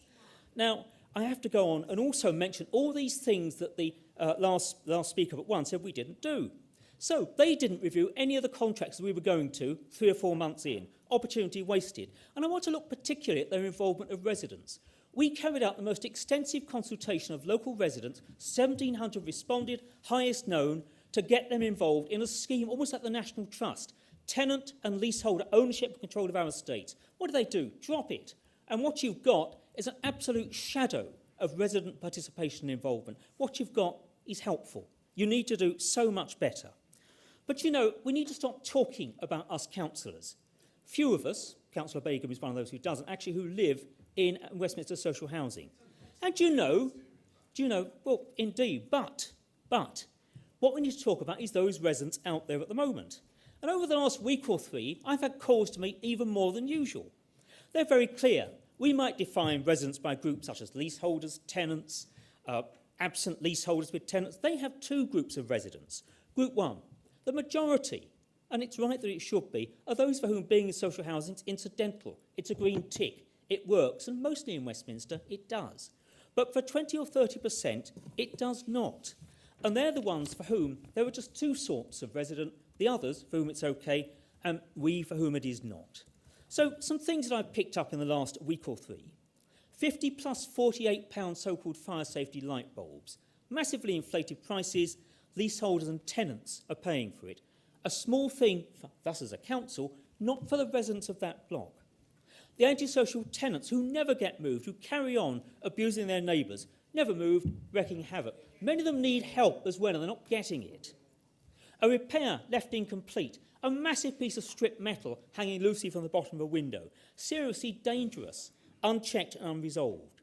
And then the usual, the persistent leak, never fixed, multiple times visited and never dealt with systematically. These aren't minor inconveniences, these are serious failings. The additional money going into repairs, of course, is welcome. But the residents need more than just a budget line. They need value for money, and they need quality for money, and they need respect. It's their housing revenue money, not the council's, that's being spent, and they ask, are repairs being completed on time? Are they of an acceptable standard? Are problems being diagnosed properly? And the answer too often is no. When they get a service charge, and this is perhaps something that annoys me most of all, service charge bill as leaseholders, how on earth do they get advice, and how on earth do they actually diagnose what it really means? The Residents Advocate scheme that we set up was meant to be a fierce agent for the leaseholders. Now, it's actually effective an agent for the council and the construction companies. I do praise the work done for the vulnerable. It really is praiseworthy and tremendous. But, you know, 3 years into this administration, we still lack an effective customer relations management system. It is still the case that a resident rings up and they've got 20 years of history with the council. Those 20 years may be as just an elderly resident getting older who wants a chat. They might more probably be someone with serious problems. It might be someone who is a nuisance to their neighbours. But without that string of data, we don't know what's going on. Work is constantly repeated. I first was told that system would happen 5 years ago, and it needs to be there. When it comes to antisocial behaviour, as I've mentioned, one of the biggest bugbears going. And also the lack of detailed performance data for audit and performance, as the Conservative members have told me, means you can't scrutinise what is actually happening. So, Lord Mayor, for many residents enduring difficult unresolved issues on our estates, this budget presents a Potemkin reality, a Facebook reality. It's not what really is happening. It's disconnected from their day-to-day experiences. Residents expect value for money, they expect quality services, and most importantly, not numbers in a budget. They want answers and they want respect all the time, every day, and we're a long way from that yet. Thank you, Lord Mayor.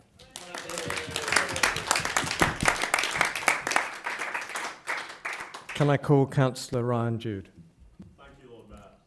When I spoke in this chamber last year as the new Cabinet Member for Climate, Ecology and Culture, I spoke about how proud I was of our administration's ambitious, resident-led approach to tackling climate and ecological emergencies. How by expanding our investment in the Council's capabilities and demonstrating leadership in the fight against climate change, we've been named the top despite our many successes up until this point, we knew that there was much more work still to be done. So tonight, as the Cabinet Member now for Climate, Ecology, Culture and Air Quality, having taken on extra portfolio responsibilities from Councillor de Moldenberg, I'm delighted to be able to tell you more about the work that we've been doing and what tonight's budget will enable us to do further. But first, I'd like to pay thanks to my colleague, Councillor de Moldenberg, for his wisdom, his tireless work and his steady leadership in the areas that I've taken responsibility for, namely public conveniences, air quality, cemeteries and mortuaries. And also, all of the things that we get involved in local government for. And last week, I got to plunge headfirst into Paul's legacy by opening the first of 8 public toilets at Victoria Embankment.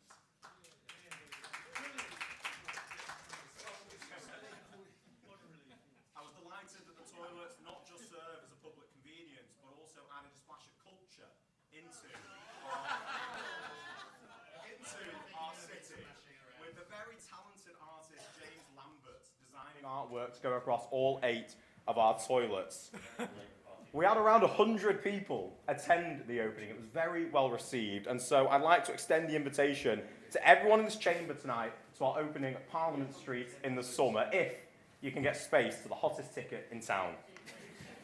Lord Mayor, when we were elected almost 3 years ago, our residents told us they wanted us to take bold, decisive action on the climate and ecological crises. In the past year, that's exactly what we've done. Last year, I spoke about the Council's investment of almost £500,000 into the ecological emergency team at the Council. And since then, the team have been pressing on, publishing the first ever greening and biodiversity strategy. And just a fortnight ago, I hosted the inaugural meeting of the Greening and Biodiversity Stakeholder Group, with members including the Royal Parks, neighbouring councils, Buckingham Palace and the London Wildlife Trust, as we know that we cannot achieve our target alone. And I look forward to working with this dedicated group to achieve our common goal of protecting and enhancing our city's delicate urban ecosystems. We've also supported over 30 grassroots projects through the £350,000 investment from our Greening Westminster Fund, funding a huge range of projects across all of our wards, from gardens to green walls, community workshops to wormeries. And I'm delighted to report that our Sustainable City Charter is now at almost 100 signatories after 37 more organisations signed last year, with current members including Landsec, the Portman Estate, Somerset House and the Royal Opera House, to name just a few. And incredibly, this partnership work has seen the early adopters of the Charter report a huge 19% drop in their average energy usage in their first year of joining, showing that our efforts and our investments to promote the Charter and collaboration with non-council stakeholders are really paying off. Lord Mayor, whilst I'm still incredibly proud of our progress to date, it remains true that there is lots of work to be done to see us reach our crucial goals of becoming a net zero council by 2030 and a net zero city by 2040. Decarbonising our buildings and reducing energy bills remain a top priority of mine. I said and decarbonising. Sorry if my accent is hard to understand over there, guys. And that's why we're investing £700,000 into expanding our clean energy capabilities, getting proactively ahead of emerging government regulations and ensuring we have the skill set and the staff to get us to net zero and look at the exact projects that we need and the investment that we require. And there'll be more greening as well, with applications open for the next round of our Greening Westminster Fund, £500,000. Please get your applications in now. The fund has just opened. I'd like to also turn at the end to a portfolio of an area of my portfolio that I'm incredibly proud of, culture. Last year, we introduced the first local cultural education partnership to connect our school children and teachers to the opportunities that we have in our city. And our investment via our cultural and community grants continues to grow, most notably with the English National Opera bringing culture to our care homes over the coming month. Lord Mayor, I remain incredibly proud of our progress towards tackling these emergencies, to making our culture more accessible and inclusive, and of course, to opening all of our refurbished public toilets. Thank you. I'd like to call Councillor Cara Sanquest. Thank you. Thank you. Lord Mayor, when we were elected, it was on a promise to make our city fairer, to empower our communities to have a say in how the council works for them, and to give local people the resources they need to solve problems and create opportunities in their own areas. I'm proud to be here tonight to tell you how we're keeping that promise across the community's portfolio. Over the past year, we've been working hard to change how residents interact with the council and to champion those voices who haven't always been heard. Last year, we invested over £1.5 million in the Community Priorities programme. This is a participatory budgeting programme, and all of the projects that we funded aim at tackling health and wellbeing. Councillor Swaddle doesn't like this programme, but we like it. We like it because it's funding youth clubs. We like it because it's funding activities for older people in their communities. We like it because it's funding one activity called the Elderly African Caribbean Health Project. We like it because it's funding music therapy for children with special educational needs and disabilities.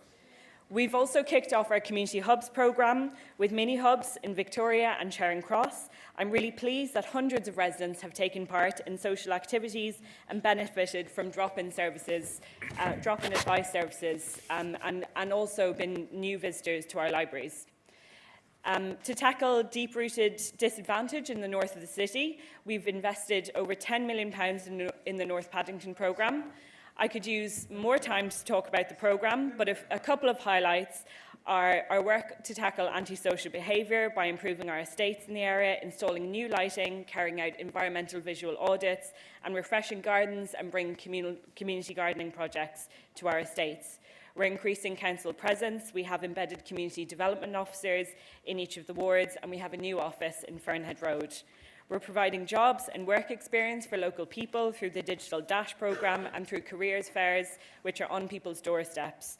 And we're connecting residents to our fantastic adult education offer. As Councillor Barraclough said, we're backing local businesses, and the shopfront improvement scheme is already underway. A modern city needs modern means of communicating, so we're using technology to transform the council's Report It service.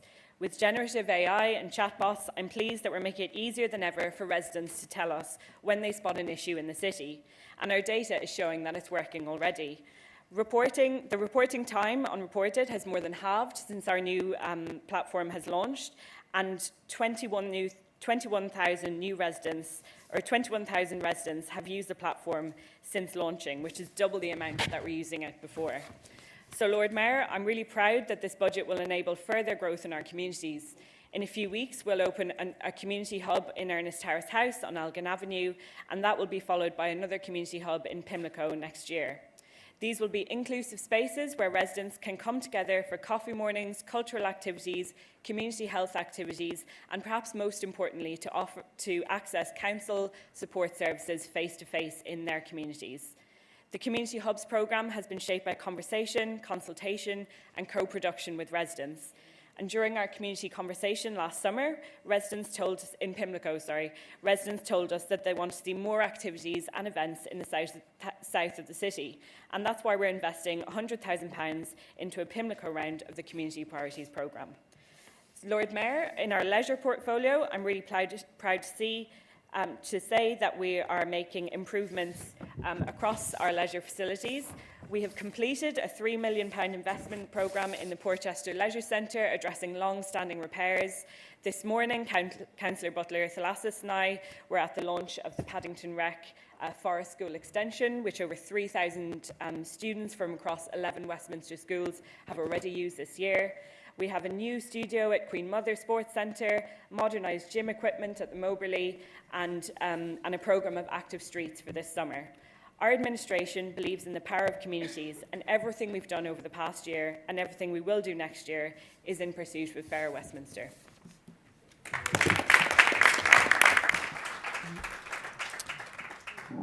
Councillor Caroline Sargent, thank you. Thank you, Lord Mayor. I'd also like to welcome my new colleague, Councillor Hayes, and congratulate him on his recent win in Vincent Square. During the campaign, we heard time and time again on the doorstep about crime and antisocial behaviour. People don't feel safe in Westminster. So I want to focus on some of the investments that have been announced, like the £2 million investment in CCTV and the planned investment in antisocial behaviour measures as outlined in budget papers. And I know they're very proud of them. but there's not a huge amount of detail, so we're expecting the Cabinet member will spell out exactly how that will be spent. We understand that 500,000 was originally proposed from Section 106 funding, and this will now come from other sources. Again, more detail, please. And we do broadly welcome this CCTV programme, but we must continue to query how effective and sustainable this administration's CTV project is. What metrics are they using to measure it? Are they measuring it? We know the police don't have access to it. It's not clear to the extent to which council teams are actually using it and taking enforcement action on the data and information from the feeds. It's not integrated. We've got many schemes in Westminster. We've got the school streets programme, the on housing estates, and this public realm project, but they're monitored separately. And as we heard from Councillor Swaddle, it hasn't resulted in any prosecutions. So we should all question whether CCTV is offering value for money for all of Westminster, and also why decision was made to expand the project when there are some major logistical concerns. And I and some of our colleagues had the opportunity to visit the control centre in Hammersmith and Fulham last week. It was very interesting, and I thank all the staff for accommodating us. But it turns out there are currently only 2 operators assigned to monitor the existing 100 feeds from the Westminster cameras, each working a 12-hour shift. And the operators tell us there are surprisingly few requests for footage from the police and from the neighbourhood teams. On average, maybe 300 requests a month, which means they're reviewing maybe 10 feeds a day. That's in addition to proactive monitoring, and that's in total, not per camera. Some wards alone probably have 300 reportable incidents in a month or in a week. So why aren't there more footage requests? There are some good features. They're training in AI to spot illegal parking. There's an image capture feature to help the operator quickly retrieve relevant footage of the incident. But the reality is that under the current setup, they likely do not have the capacity for any additional units or operators to monitor them. The control room will need to physically expand to accommodate the additional infrastructure. We heard this is estimated at around 1.2 million, and this would be split between the 3 boroughs, but no plans have been agreed yet. And they need additional staff, maybe 6 to 8 operators to cover the 200 feeds 24/7, but they still haven't been able to recruit enough people with the skill set, with the SIA training, and the availability to manage the existing 100. Of course, ASB is a huge problem, and we do want measures to tackle noise and problem rough sleeping. Let's be clear, the number of rough sleepers on the streets of Westminster has increased by 40% in the past year alone under this administration. So they'll need a lot more than the 8 new city inspectors I think they said they'd recruited to be truly effective. As with CCTV, these investments are going nowhere if they don't have the people in place. Lots of cameras without operators to monitor them or police and teams to use the footage are going to be pretty useless. Lord Mayor, taxpayers, our residents, all those actually paying for this, need to know these measures will be effective in detecting crime and antisocial behaviour, that they will lead to enforcement action and prosecutions, and ultimately improve public safety. Anything less is not value for money, and it's not fair to Westminster. Thank you. And now I'd like to call Councillor Tim Mitchell. Thank you. Thank you, Lord Mayor. Much of the officer team of the Environment and Communities Executive Directorate work on Westminster's streets day and night throughout 365 days of the year. They work hard to maintain our streets, keep them clean and make sure that they are safe for our residents, workers and many visitors. I thank them on behalf of my colleagues for all the hard work they do. My councillor colleagues, Councillor Caroline Sargent and Councillor Ed Pitt-Ford, have spoken this evening about other aspects of the Director's work, but I'll be concentrating on the proposals for waste collection services and highways. In total, the Executive Directorate is anticipating to have a net expenditure of just under £16 million in the next financial year, and is been asked to make savings of a total of nearly £8 million, which is the highest of any of the Council's Executive Directorates. As my colleague Councillor Alan Mendoza has said, over 5 million of these so-called savings is an anticipated hike in parking income.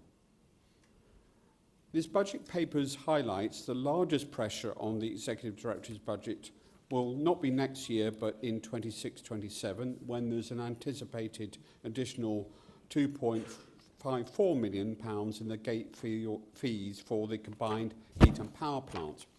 This reflects the environmental impact of burning Westminster's waste, though some of us think that the environmental impact of safely burning our waste and turning it into electricity is far better than our waste going to landfill.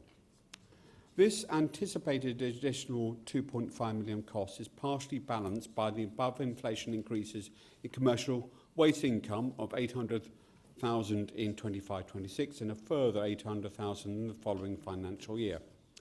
Whilst other waste disposal businesses will be probably also need to increase their charges because of increased environmental fees, there is a danger that businesses will balk at above inflation increases and take their custom elsewhere, and therefore where will the savings actually be? So the pessimists amongst us will say that also a downturn in the economy could mean a further fall in our commercial waste income. This means that the department could be asked to find further savings in the next 2 financial years, or perhaps the magic money tree, in other words, the Council's General Fund Reserve, will be shaken again. Lord Mayor, as I said in the budget debate last year, Westminster has a proud record of keeping its streets clean. However, last year, Labour cut weekend winter street cleaners, and the West End had a cut of 8 street sweepers in the busy summer months. These cuts put Westminster's street cleaning gold standard at risk, and instead there are few proposals this year to improve the streets. I do welcome the capital expenditure in one more graffiti cleaning vehicle, but we all know that there is a considerable problem with graffiti across the city, not helped by TfL and the Mayor of London not pulling his finger out and cleaning under the Westway and alongside our major transport infrastructure. Lord Mayor, this budget initially had a proposal to increase the cost of the residents' bulky waste collection services an extra £5 above inflation, to bring only a modest extra £30,000 in the following year. This would have meant a 20% increase, which is way above the current 3% inflation rate.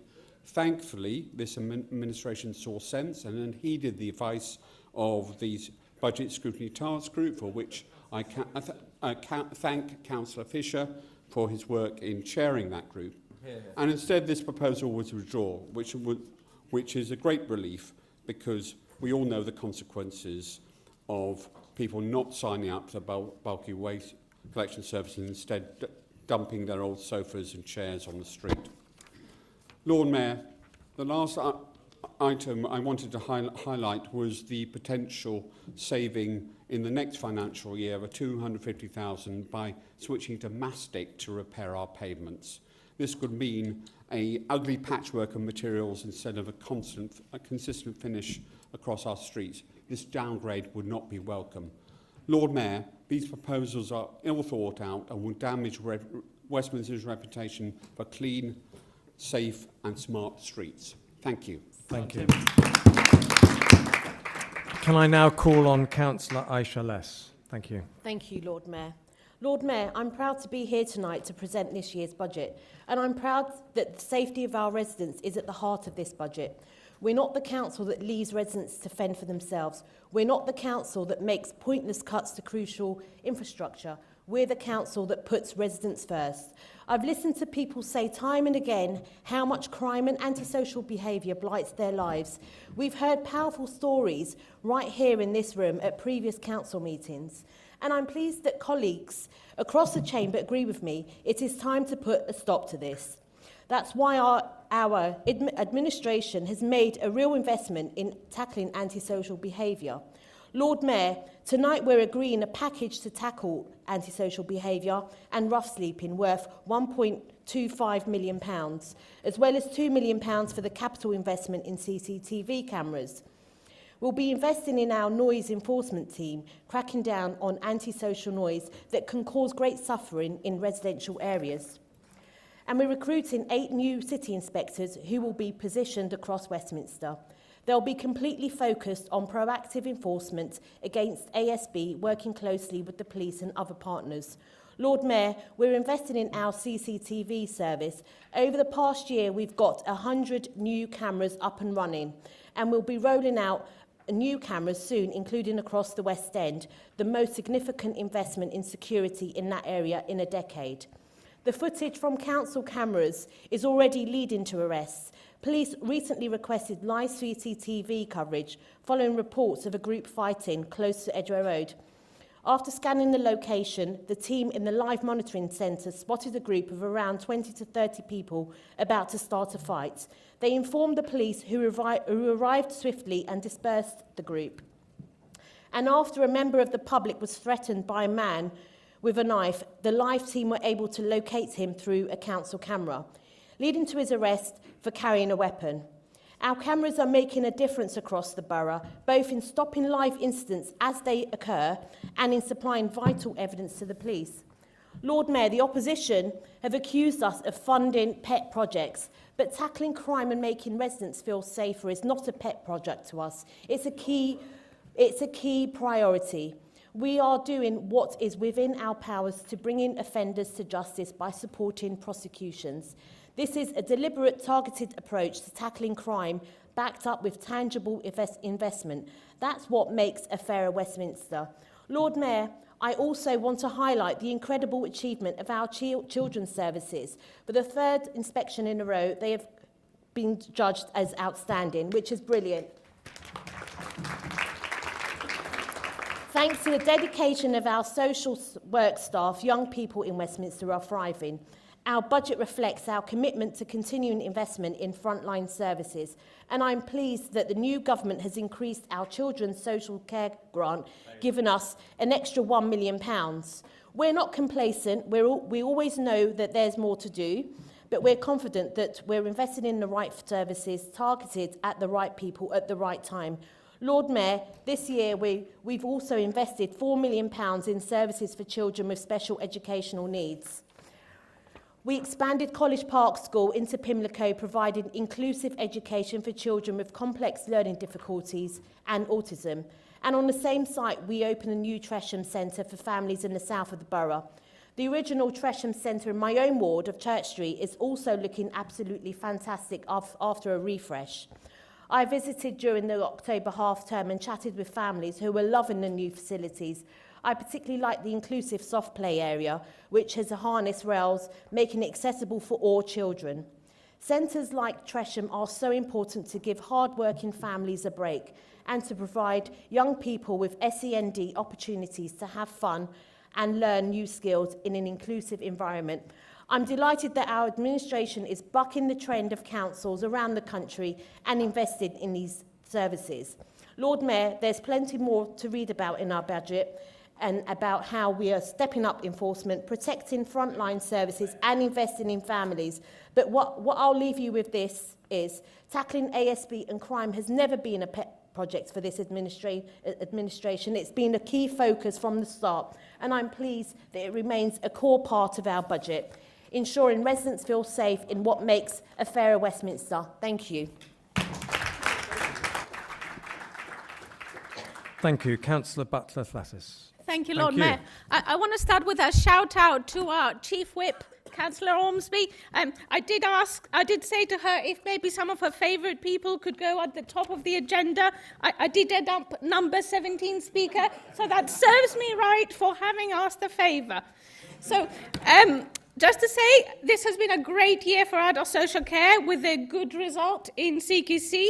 We've seen what the effect has been of the £1.50 pay rise to care workers, which has led to a reduction in staff turnover and in client complaints. And of course, Thank you. And of course, as the London living wage will go up in April, their wages will go up again, but they will remain £1.50 over and above the London living wage. But at the same time, of course, there has been a lot of additional pressures in adult social care. There's been a considerable increase in the number of clients. We've seen 2.7% increase in just 1 year. And also there's been an increase in the complexity of those needs for many reasons, including the aging population, but also the effects of COVID and the delays of treatment in the NHS. And this is one of the reasons why the increase in council tax is essential, because we do need to continue funding adult social care services properly. Now, the Adult Social Care Department is an incredibly efficient department where every possible saving that can be made without impacting service users has been made. The use of agency staff is very low. Every contract has been looked at thoroughly to maximise efficiencies. Every activity that can be charged back to the NHS is done so, which is not easy. At the same time, care packages are reviewed to ensure that the money that is being spent is done so in the best possible way to meet needs. I'm particularly pleased with the budget this year because while adult social care has been asked to make savings, there has also been recognition of the considerable pressures the department faces, with £4.4 million given to adult social care to deal with those pressures. But I'm also very delighted with the new investments that we are making. That is £1.2 million to raise the minimum income guarantee for all adult social care users to £272.69 per week. What this means is that 147 users will pay less for their care and 315 users will no longer pay for their care at all. This will particularly affect people aged under 65, for whom the threshold was always much lower than for people over 65. The group that will be mostly affected will be adults with learning disabilities, who as a result of this will not have to pay for their care. And I think that this will have a big effect on their well-being and their ability to live happy lives. The other investment that we are making is another £1.45 million to increase the rate paid for direct payments to service users. This means that service users that use direct payments to pay for their care will now be able to pay a much more competitive wage. There will be a similar increase to what we did last year of £1.50 to what people will be able to pay for their care. That means that many more people will be able to choose who cares for them and will be able to make choices and live more independently as a result. None of these investments would have happened under Conservative administration. These are exactly what the opposition call pet projects. You had a long time. You never did that stuff. Yeah. Now, just for some of the points that the opposition have raised. Number one, yoga. Now, the hashtag 2035 started under the Conservative administration, but it did nothing under the Conservative administration. The Conservatives don't understand health inequalities. They don't understand that lack of physical activity is one of the most important reasons of why people die younger. Yeah. So, Community Priorities Programme, it has been set by local people about what people would like to see, and yoga is very popular, you'll find. Lorraine, your colleagues have not been honest with you. The Lisson Grove development was dead way before we came into power. It was absolutely dead. It was never going to happen. Very much hope to improve those services, but those plans that were there were never going to happen. And it's something that your colleagues have not been honest with you about. And Justice... Councillor Butler. Thanks very much. Thank you. I call on Councillor Tim Barnes. Lord Mayor, colleagues, before I start on my comments this evening about the budget in relation to children's services, I'd like to address some of the alternative facts, I've been told I'm not allowed to use the word lies, that have been brought up particular, some of those from Councillor Barraclough, who was so generous to spend so much of his speech talking about the issues in my own ward of the West End. He tried to paint this wonderful picture of things that have been fixed under his administration. He pointed out the idea that candy stores have gone. No, they haven't, Jeff. They've merely been displaced. They've moved from Oxford Street to Soho. Look down Borough Street. Look in Fitzrovia. Look in Mayfair. He tried to say that it's all right because the flagship stores, they're all back. They're all coming in. Tell that to Microsoft, who closed their store as soon as they heard that their friend Sadiq Khan was going to pedestrianise Oxford Street. He said, amongst other things, that the residents of Fitzrovia and Soho were so pleased to see them. Tell that to the residents who re-elected me last September. It is from one end to the other a series of alternative facts. But before I go any further with making a joke out of Jeff, because he did a good enough job of that himself, I'd like to turn instead to Councillor Aisha Less. Aisha is, in my view, a very committed public servant. And as I'm shadowing her brief, I would like to say only that I think that she does her best with children's services. Her instincts have always been to serve the public good, and I see that every time we have a committee meeting. But she is being trumped, and hasn't that word been used with many derivations this evening? She's been trumped by the factional forces within that reigning Labour group. Factional forces that are so obvious in the way that they have allocated spending to pet projects to keep sensible projects and sensible spending off the budget this evening. In fact, it isn't since the Elizabethan court that gave rise to the city of Westminster itself that we've seen such divisions. Because the sad truth is that while the Labour Council talk a good game on taking care of children and our young people, they are failing to prioritise them in their actions. They are failing those most at risk of the types of devastating harm in early life that will mark them and their communities for decades to come. They are failing the hard-working staff in our children's services. They are failing in their duties as legal guardians of all of Westminster's children. We can see this lack of concern in the budget. We can see it in their lack of regard for marking the successes our services chalked up. It's been brilliant to hear Councillor Hugg and Councillor Less congratulate our children's services on the outstanding results from Ofsted. I did that in the last council meeting. They had multiple opportunities to do that last time. They failed and failed and failed again. Such is their disregard for that service. There is no point at which that was done last time round. Trust me, when I was in Councillor Less's shoes and we had opportunities to celebrate Ofsted results with Councillor Aitken and Councillor Robothon were absolutely insistent that we did that at the earliest opportunity. Councillor Hugg, much more keen to hold those things under a bushel. But I'm not, in all seriousness, going to go through a line-by-line budget of the Children's Services budget this evening because there is a much more fundamental problem with the way that this budget has been presented. It's not about the individual issues and the here and there cuts and death by 1,000 cuts and little bits of trimmings that we might make. It's about the fundamental principle of how much money is being allocated to this most critical of services. As Councillor Butler-Thalasis said a moment ago, all sorts of efficiencies have been put through and in order to make children's services and adult services, as you referenced, as efficient as possible. We recognise that there is a great deal of truth in that. Sadly, the priority that this factional system has put together means that £10 million is being spent on community hubs, as Councillor Dean pointed out earlier. Oh, that got a bit exciting. On community hubs, money that 10 million would have covered the shortfall of £5 million that we're going to see in the in the children's services budget in this year. £3 million of pressure.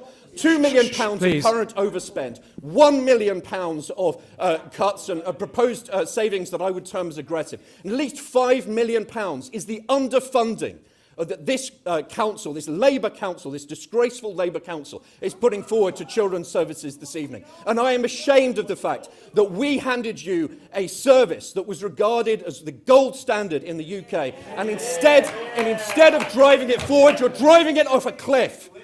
It is one of those things that Councillor Sullivan said earlier. He said this council gets things done. Well, in some places that's true, because lining your own pockets, done. Messing up this children's services, done. There are absolutely a load of things that you've done, and every one of them is a disgrace that would only make Donald Trump proud. Taking money from those who least deserve it and giving it to your own pet projects. This budget is a disgrace. Councillor, thank you.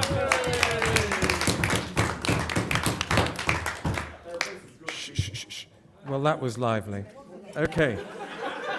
Councillor Paul Fisher, the floor is yours. Thank you.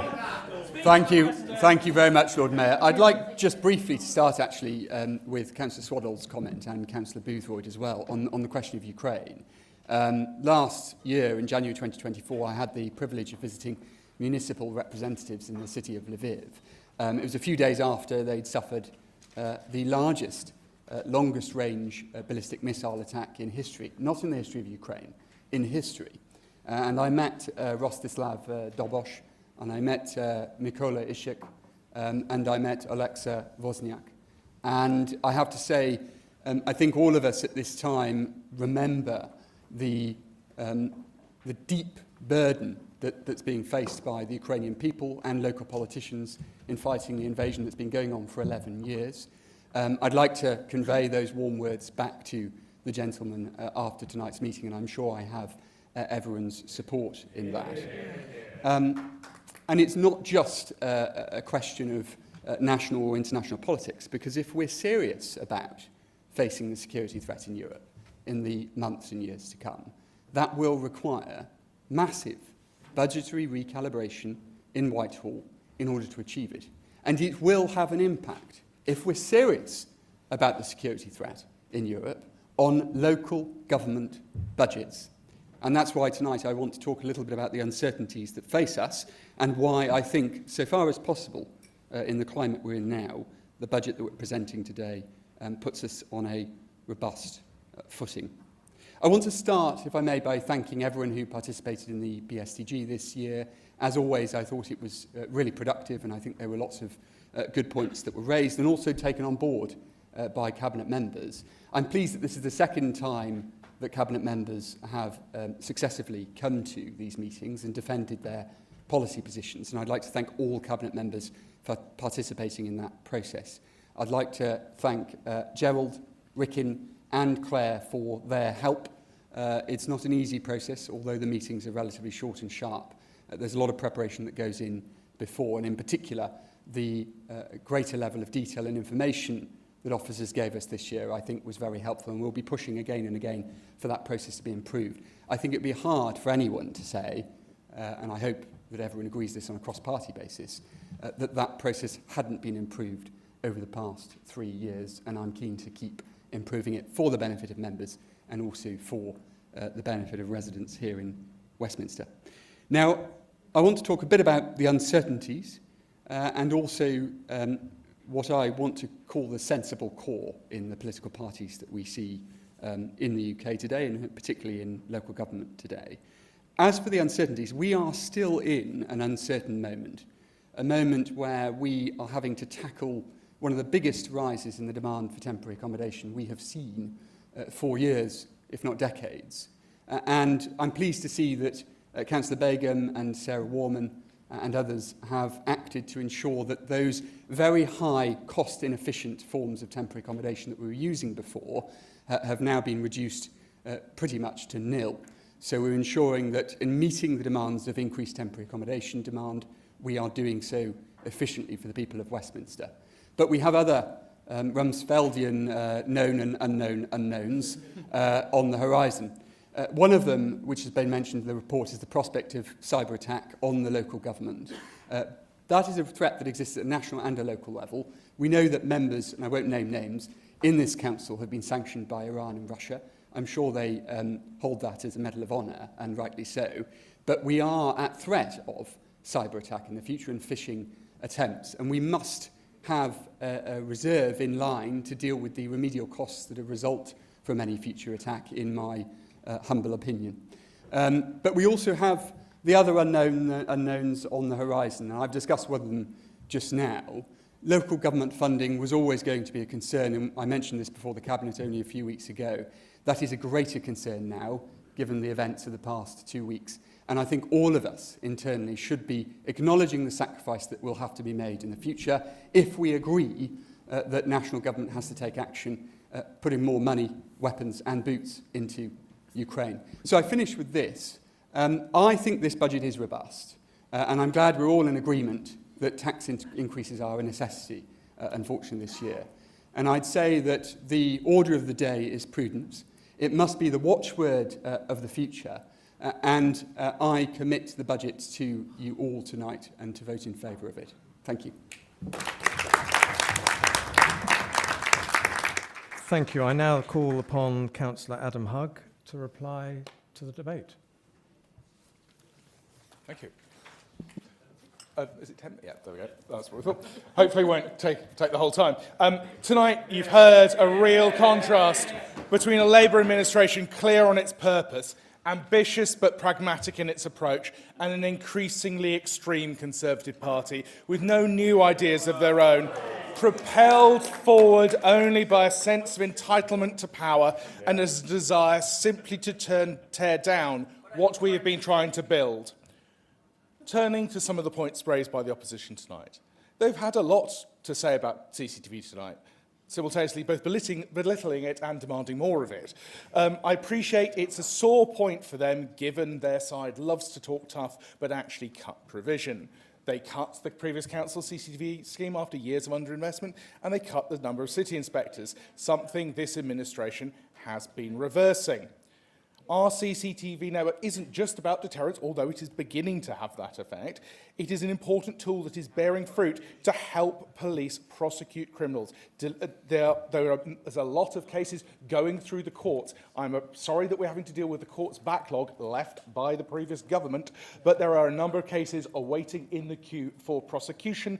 There are also a lot of cautions and fines and other orders that have been helped delivered through the evidence of these cameras, and their use is rising month on month as the police and other services get used to a service being there that hasn't been there for the previous 10 years. They are all extremely grateful for this investment. We know our communities are extremely grateful for this investment, which is why I'm delighted that we're able to expand that programme, recruiting more another officer at the hub to monitor the CCTV, but to make sure that it is delivering for local people.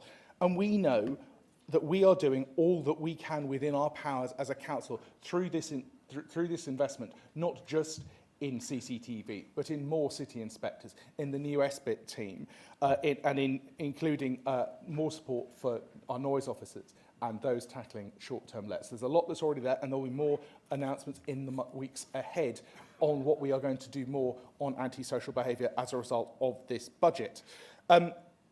Now, it was really interesting, obviously, to hear Councillor Harvey claim credit for the Council's regulatory result, both in print and this. And obviously, he endearingly noted the Audit Commission did used to rank City West Homes as amongst the best housing providers in the country over a decade ago, before, of course, the Audit Commission closed in 2015. There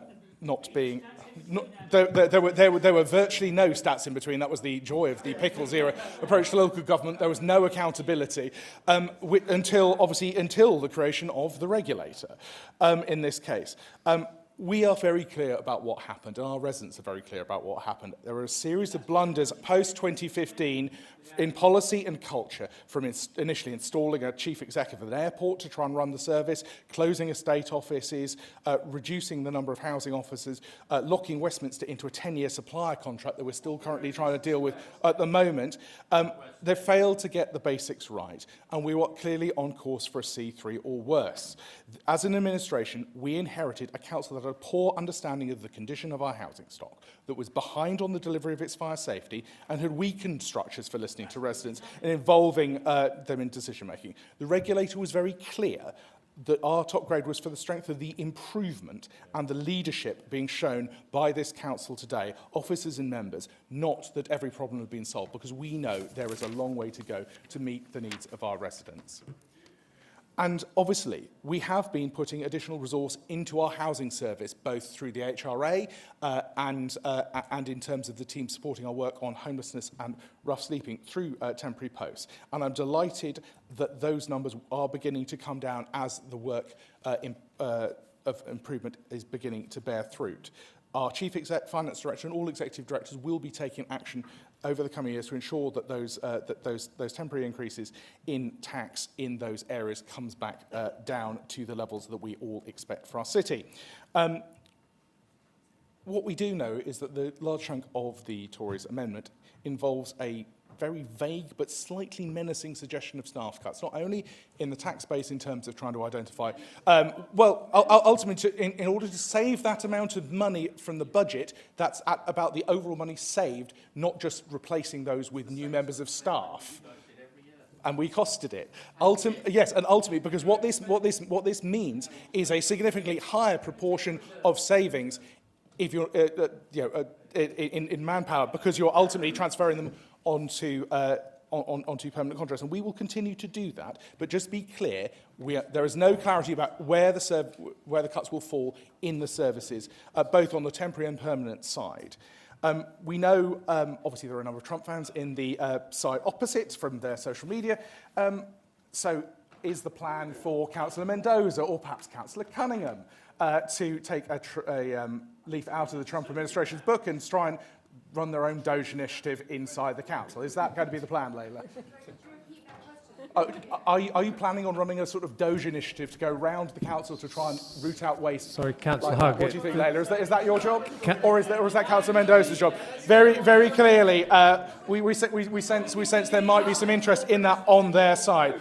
But we are very clear that we have a pragmatic approach to making savings. They've delivered 30 million in this budget without cutting frontline services, and we've not actually heard anything on that side about real cuts to services that they are worried about. But we recognise, as a number of people have said, the financial situation facing the council is really tough.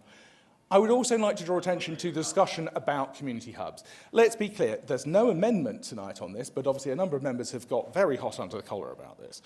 To be clear, that is capital funding provided when you decided not to open a library. What we are doing is investing that into a series of initiatives that our communities have called for.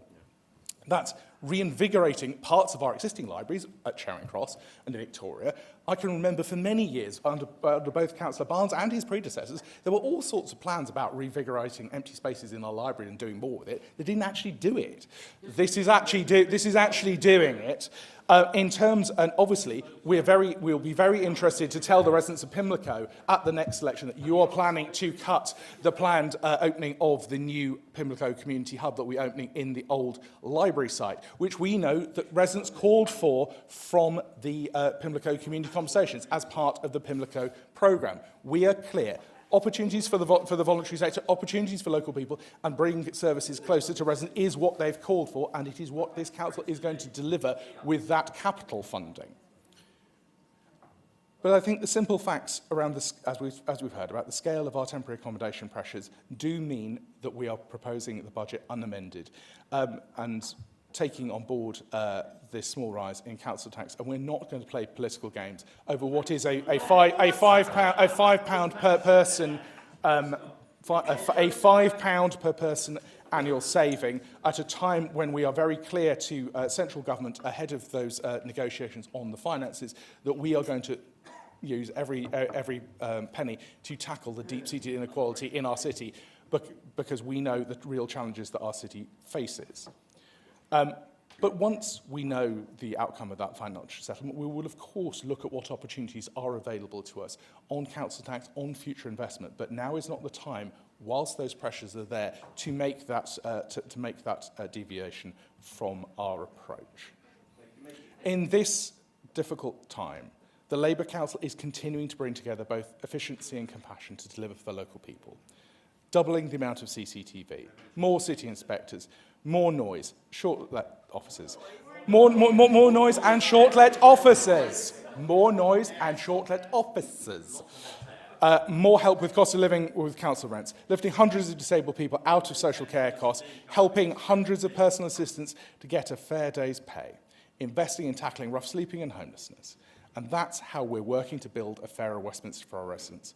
So we mustn't let this extremely extreme Conservative Party tear down the progress we've made. This is the choice before us tonight, and I commend the budget to the Chamber.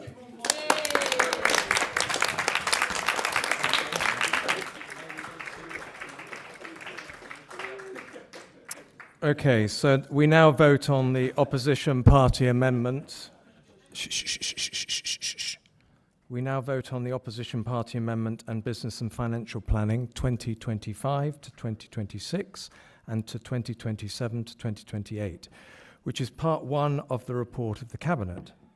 As mentioned at the start of the debate, these will be recorded votes by a show of hands. Therefore, before I call the first vote, the division bell will now be rung.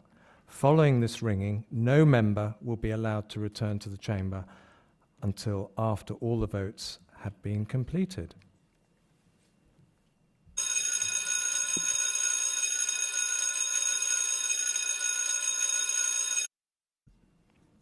Thank you. The first recorded vote by a show of hands is on the opposition party amendment to the budget and the council tax, moved by Councillor Swaddle and seconded by Councillor Mendoza. This is set out on the order paper. Those in favour?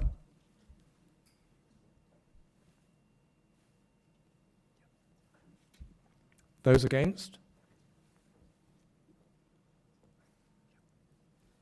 Those abstaining? There is clearly a majority against the amendment. I therefore declare the amendment to be lost.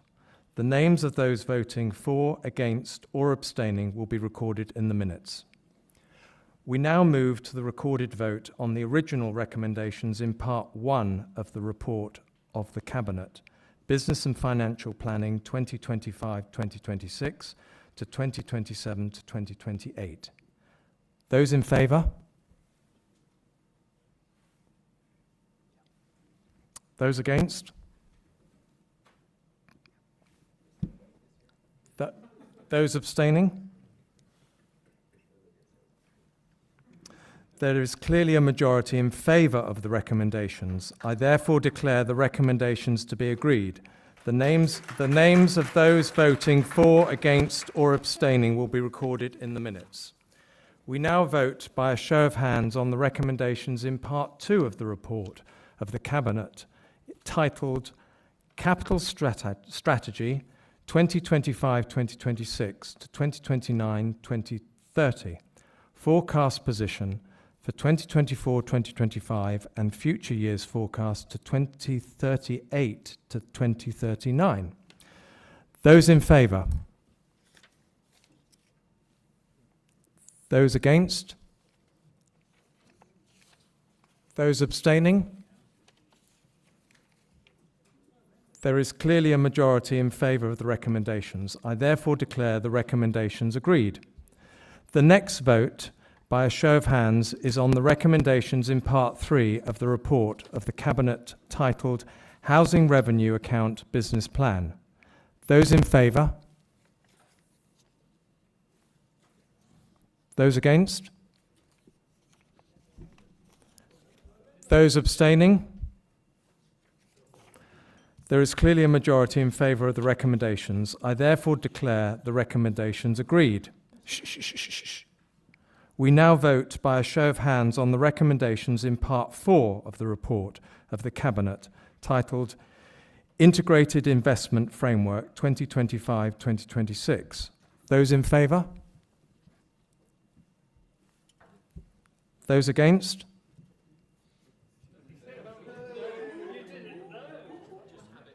Those abstaining? There is clearly a majority in favour of the recommendations. I therefore declare the recommendations agreed.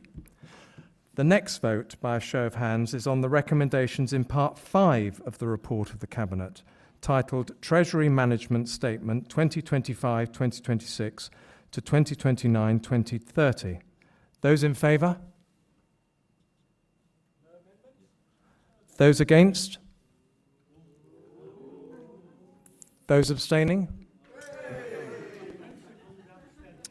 There is clearly a majority in favour of the recommendations. I therefore declare the recommendations agreed. Our final vote on this agenda item is on the recommendation in Part 6 of the report of the Cabinet, titled Pay Policy 2025-2026. Those in favour?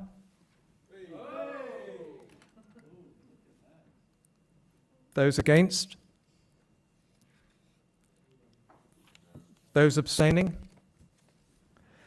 There is clearly a majority in favour of the recommendations. I therefore declare the recommendation agreed. This is the end of the voting on the report of the Cabinet. Thank you. Agenda item 5, 6 and 7. These are reports from the General Purposes Committee, which we will vote on in turn. The first vote is on the recommendations in the report titled Members' Allowances Scheme 2025-2026.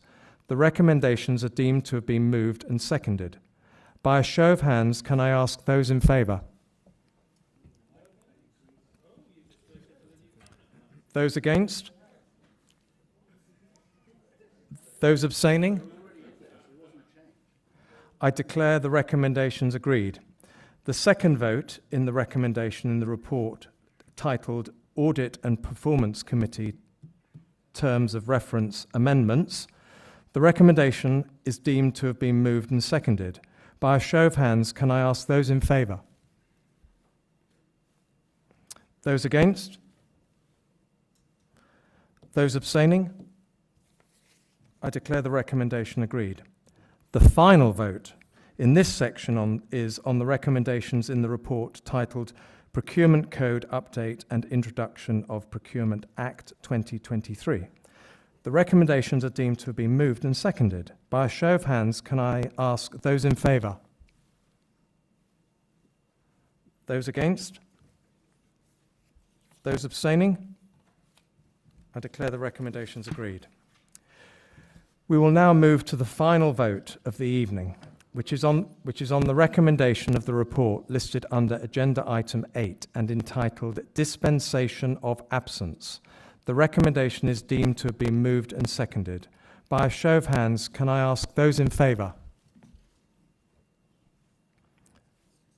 Those against? Those abstaining? I declare the recommendation agreed. That concludes this evening's council meeting. Can I say thank you to all those who spoke and kept within their allotted time? Also, just a health and safety warning. There was a little bit of an accident in the front here with a glass, so please be careful if you're passing the minorities tables. On that note, I would say thank you and good night.